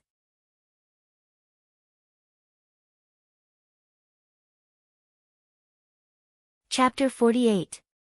After Shen Miao exited the plum forest, Gu Yu and Jing Zhe, who were guarding, let out a sigh of relief. Jing Zhe looked up and did not see anyone and was somewhat puzzled. Why is there no one? Shen Miao also turned back to take a look. The plum forest was lush and swayed gently with the wind, but there was no one there. Xie Jingxing was someone who knew martial arts, and most likely he had disappeared by leaping onto roofs and vaulting over walls. She said, "Let's go." When they returned to the banquet, Feng and Ning hurriedly ran over and complained, "Did not I say to wait for me? One could not see anyone after turning one's head. When one returned, one did not see you here. Where did you go? Looking at the chrysanthemum blooming well and casually walking around. Shin Miao looked up at the stage. Has it already started? You have been gone for a long time and the male group had already drawn lots. Feng and Ning curled her lips. Now it is the male group's selection. The youths on the stage were competing and the first round of drawing lots had already passed, so Shin Miao did not care about the results of the competition. The second round was selection, where one had to choose the subject that one was good at. Shin Miao's gaze landed on the leftmost side of the opposite banquet, on the youth wearing lake green clothes. This youth was dark and strong and his facial features were not bad, but because of his overly strong body, he looked somewhat solid. Moreover, he still had to wear green clothes, which made his skin look even darker than before. Not only that, his hair was combed into a high bun with a bamboo hairpin inlaid with jade. Most likely he wanted to imitate the style of an ancient gentleman, but because he could not bear to dress up in a rich and noble manner, it looked somewhat nondescript. In a word, even though he wanted to be aloof and free from the mundane world, he was unable to hide the vulgarity of his entire body. This was Gao Yan of the historian of the capital. Gao Yan was still young as he was only 16 and his wings had yet to fully develop. It was until after Fu Xiuyi ascended the throne that Gao Yan rode on Gao Jin's wind to rise in status and bullied men and women in the Ding capital. He even dared to covet Wan Yu, which was extremely daring. Once she thought that Wan Yu was once teased by Gao Yan's words in the palace, Shin Miao was unable to restrain her anger. She stared at Gao Yan from afar, as if she was looking at her prey jumping into a trap. Gao Yan seemed to be thinking of something. His face was full of joy as he said something to Gao Jin. Of course, he was happy to receive such a unique essay. He had just drawn Jingyi in the lottery, and his performance was mediocre. As long as he brought out this policy paper for the selection, he would be able to shock everyone. Shin Miao laughed coldly in her heart. Go, take this policy paper and go to Fu Xiuyi's side. If he entered the official career before Gao Jin was promoted, he believed that with Gao Yan's methods, he would definitely be able to personally destroy the entire capital's warden. This was her gift to Warden Jing. As for Pei Lang, she turned to look at the green-robed man sitting not far from Fu Xiuyi. From now on in this life, you will slowly repay the debt you owe in the past. Shin Miao, after the men's group, it's the women's group's turn to choose. Will you choose? Will not. Shin Miao answered. During the academy examination, every student had to draw. Choose was based on one's own will. If one didn't want to choose, one could choose not to. So rather than saying that choose was a part of the academy examinations, it was better to say that it was a part where one's strong points could be displayed. If there was something that one was good at, naturally it could be displayed in the choose segment. So compared to draw, everyone was more enthusiastic about the choose segment. This was because the choose segment would display something that one was extremely confident in. But if one was like Shin Miao who did not have any strong points, then one might as well not participate in the choose segment as one would only make a fool out of oneself. Why? Feng and Ning was somewhat disappointed as she said, aren't you good at drawing now? There should be some strong points in the other categories. Why not simply display it? There is no need. Shin Miao started to fiddle with the chess game on the table and replied to Feng and Ning without even lifting her head, so what if I am in the limelight or not? There is no difference between the two. Moreover, I am not proficient in the 4 arts and it was just luck just now. You. Feng and Ning was flustered, who would say that about themselves? 5th younger sister. A voice interrupted their conversation and one did not know when Shin Yu stood in front of them. She said with a worried face, 5th younger sister, are you really not going to participate in the next choose segment? Could it be that 2nd older sister wishes for me to participate? Shin Miao retorted with a question. Shin Yu was choked by her words. She did not know why, but Shin Miao seemed to have steeled her heart to shed all pretense of cordiality with her. Shen Yu was also puzzled after much thought. Could it be that the matter of falling into the water was directed at the second and third household? Even though she was puzzled, she had accumulated anger in her heart towards Shen Miao, who did not know what was good for her. Shen Yu bit her lips and seemed to be a little wronged as she softly said, "Naturally, I hope that fifth younger sister will participate. Just now the drawing was extremely good, and since fifth younger sister has such talent, why not continue to choose the drawing category, so that everyone would not talk behind your back? If the drawing is done well again, then the rumors would be destroyed." Shen Yu's voice was not low, and the surrounding were all young ladies and furins, so naturally they could hear every word clearly. These words did not seem to be anything, but it spoke out the suspicions in everyone's heart. Even though Shen Miao's white chrysanthemum painting was ranked first, but she had been an idiot for so many years, and the impression in people's hearts would not change so easily. Of course they would not believe that this painting was drawn by her. Thinking that perhaps there was someone guiding her from the side. Shen Yu also thought so in her heart, so she thought that as long as Shen Miao drew another painting in the second round, without the guidance of others, how would she be able to draw anything good, and would definitely make a fool of herself. Feng and Ning heard the meaning behind it and immediately sneered back. "Second Shen young lady said it so easily. One must also pay attention to the composition of a painting. Even if second young lady were to draw by herself, it would not be possible to consecutively draw two paintings. Shen Miao was only a student and not a master of calligraphy and painting. Did I not see that fifth younger sister has made great progress? That's why I asked." Shen Yu smiled gently. Just now such a good painting could be drawn out, so what is not possible to draw another one? Shen Miao did not raise her head from the beginning to the end and only placed a chess piece on the chessboard loyally, not interested. "Thank you for the trouble." Shen Yu did not expect that in front of so many people, Shen Miao would dare to answer in such a lukewarm manner, and for a moment her face was somewhat embarrassed. The most infuriating thing in this world was to lay a trap, but the other party refused to take the move. Even when Shen Miao was facing everyone's suspicions, she still refused to accept her provocation. This made Shen Yu even more certain that the meaning of the painting was not what Shen Miao thought. The thought of making Shen Miao make a fool of herself was even more deeply rooted in her heart. She paused and suddenly continued to smile. "Since fifth younger sister insists, then I will not say anything more." She turned around and returned to her seat. At the male side of the banquet, Kai Lin had been secretly looking at Shen Yu but saw Shen Yu suddenly looking over from afar and seemed to smile gently at him. Kai Lin was startled and was somewhat excited. However, he saw Shen Yu lowering her head and seemed to be somewhat sad. He suddenly became nervous.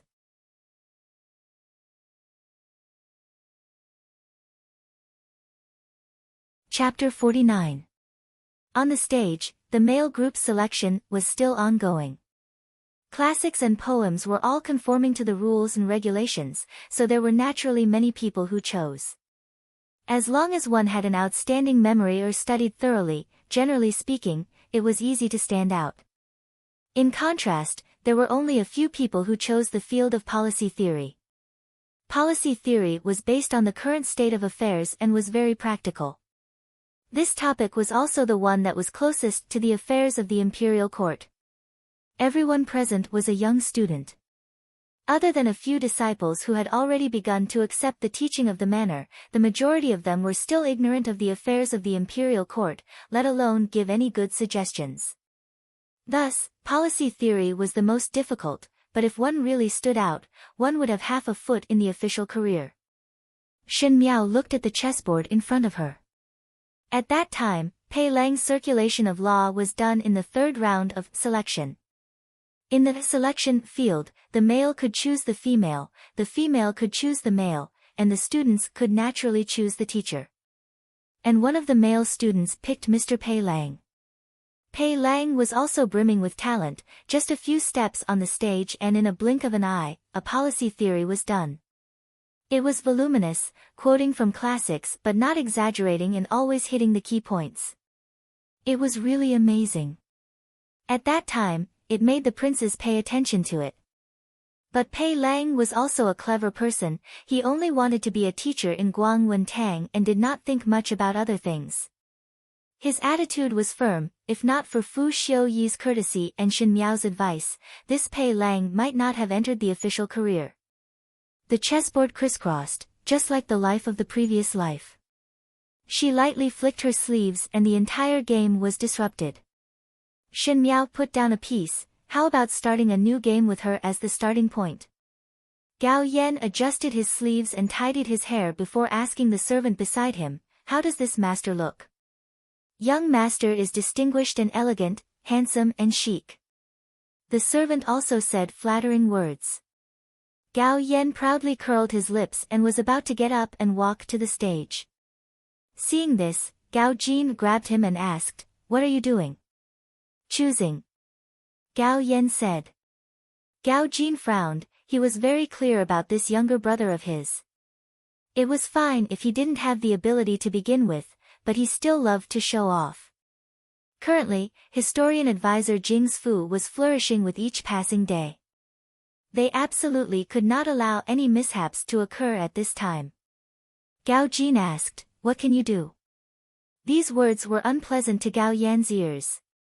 He and Gao Jin were biological brothers from the same mother, but when people talked about the Gao family, the first person they would praise was Gao Jin. Gao Jinsheng had delicate features, but he was rough and tanned. Gao Jinsheng was able to handle matters for his father at such a young age, but every time he wanted to talk to his father about court matters, his father would shake his head impatiently. As brothers, there was originally no discord between them, but because of the eyes of outsiders, there was a gap. Gao Yan was already a little sensitive and inferior under his brother's light. Now that he heard Gao Jin's words, he was even more angry.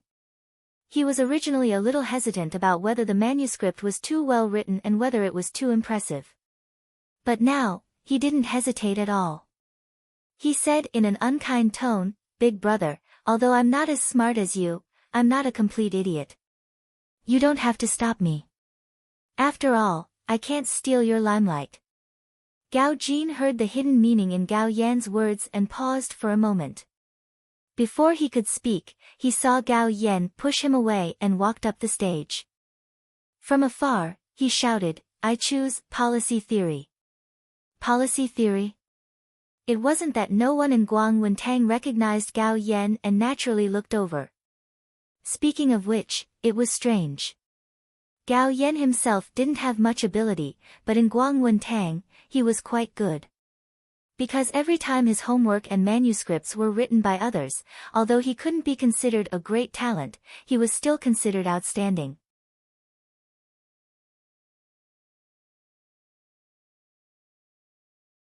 Chapter 50. Thus when he went up the stage like that, no one was surprised. This was because in the choose line, what was shown were the best things that one had prepared. But policy theory was difficult, thus the originally noisy crowd quietened down in an instant as everyone looked at the green-clad youth on the stage. The first few students who chose policy theory had already read out their own policies. However, it was not considered good. When Gao Yan went up, Gao Jing frowned. One did not expect that Gao Yan would dare to pick policy. Feng and Ning said curiously, "If it was Gao Jing, I would feel that it would be better." Shen Miao stopped the chess pieces in her hands and looked towards the stage. Once everything was prepared, Gao Yan took out a piece of paper and slowly read. "Law, the frame of a country, especially set on wood, supporting it to the heavens." He read in a cadence and the crowd's initial look of watching a bustling scene gradually disappeared, especially the masters and officials at the banquet as they looked seriously at the youth on the stage. Gao Jing's younger brother is indeed not bad. A flash of amazement appeared in Prince Zhou's eyes. This kind of policy theory, even the Darren in the court would not have such incisive views. It is indeed not bad. Prince Jing also nodded his head in praise. Moreover, this child is still young and in the future, he would definitely not be an ordinary person. Fu Xiuyi quietly looked at the person on the stage. Even though there were no fluctuations in his expression, his fingers unconsciously twisted. His fingers unconsciously twirled. Whenever he had a thought or an idea, he would subconsciously do this action. Obviously Gao Yan's actions made him have a new plan in his heart. As for Pei Lang, ever since Gao Yan read the first sentence, his body stiffened. He did not know why, but he felt that Gao Yan's policy theory seemed familiar.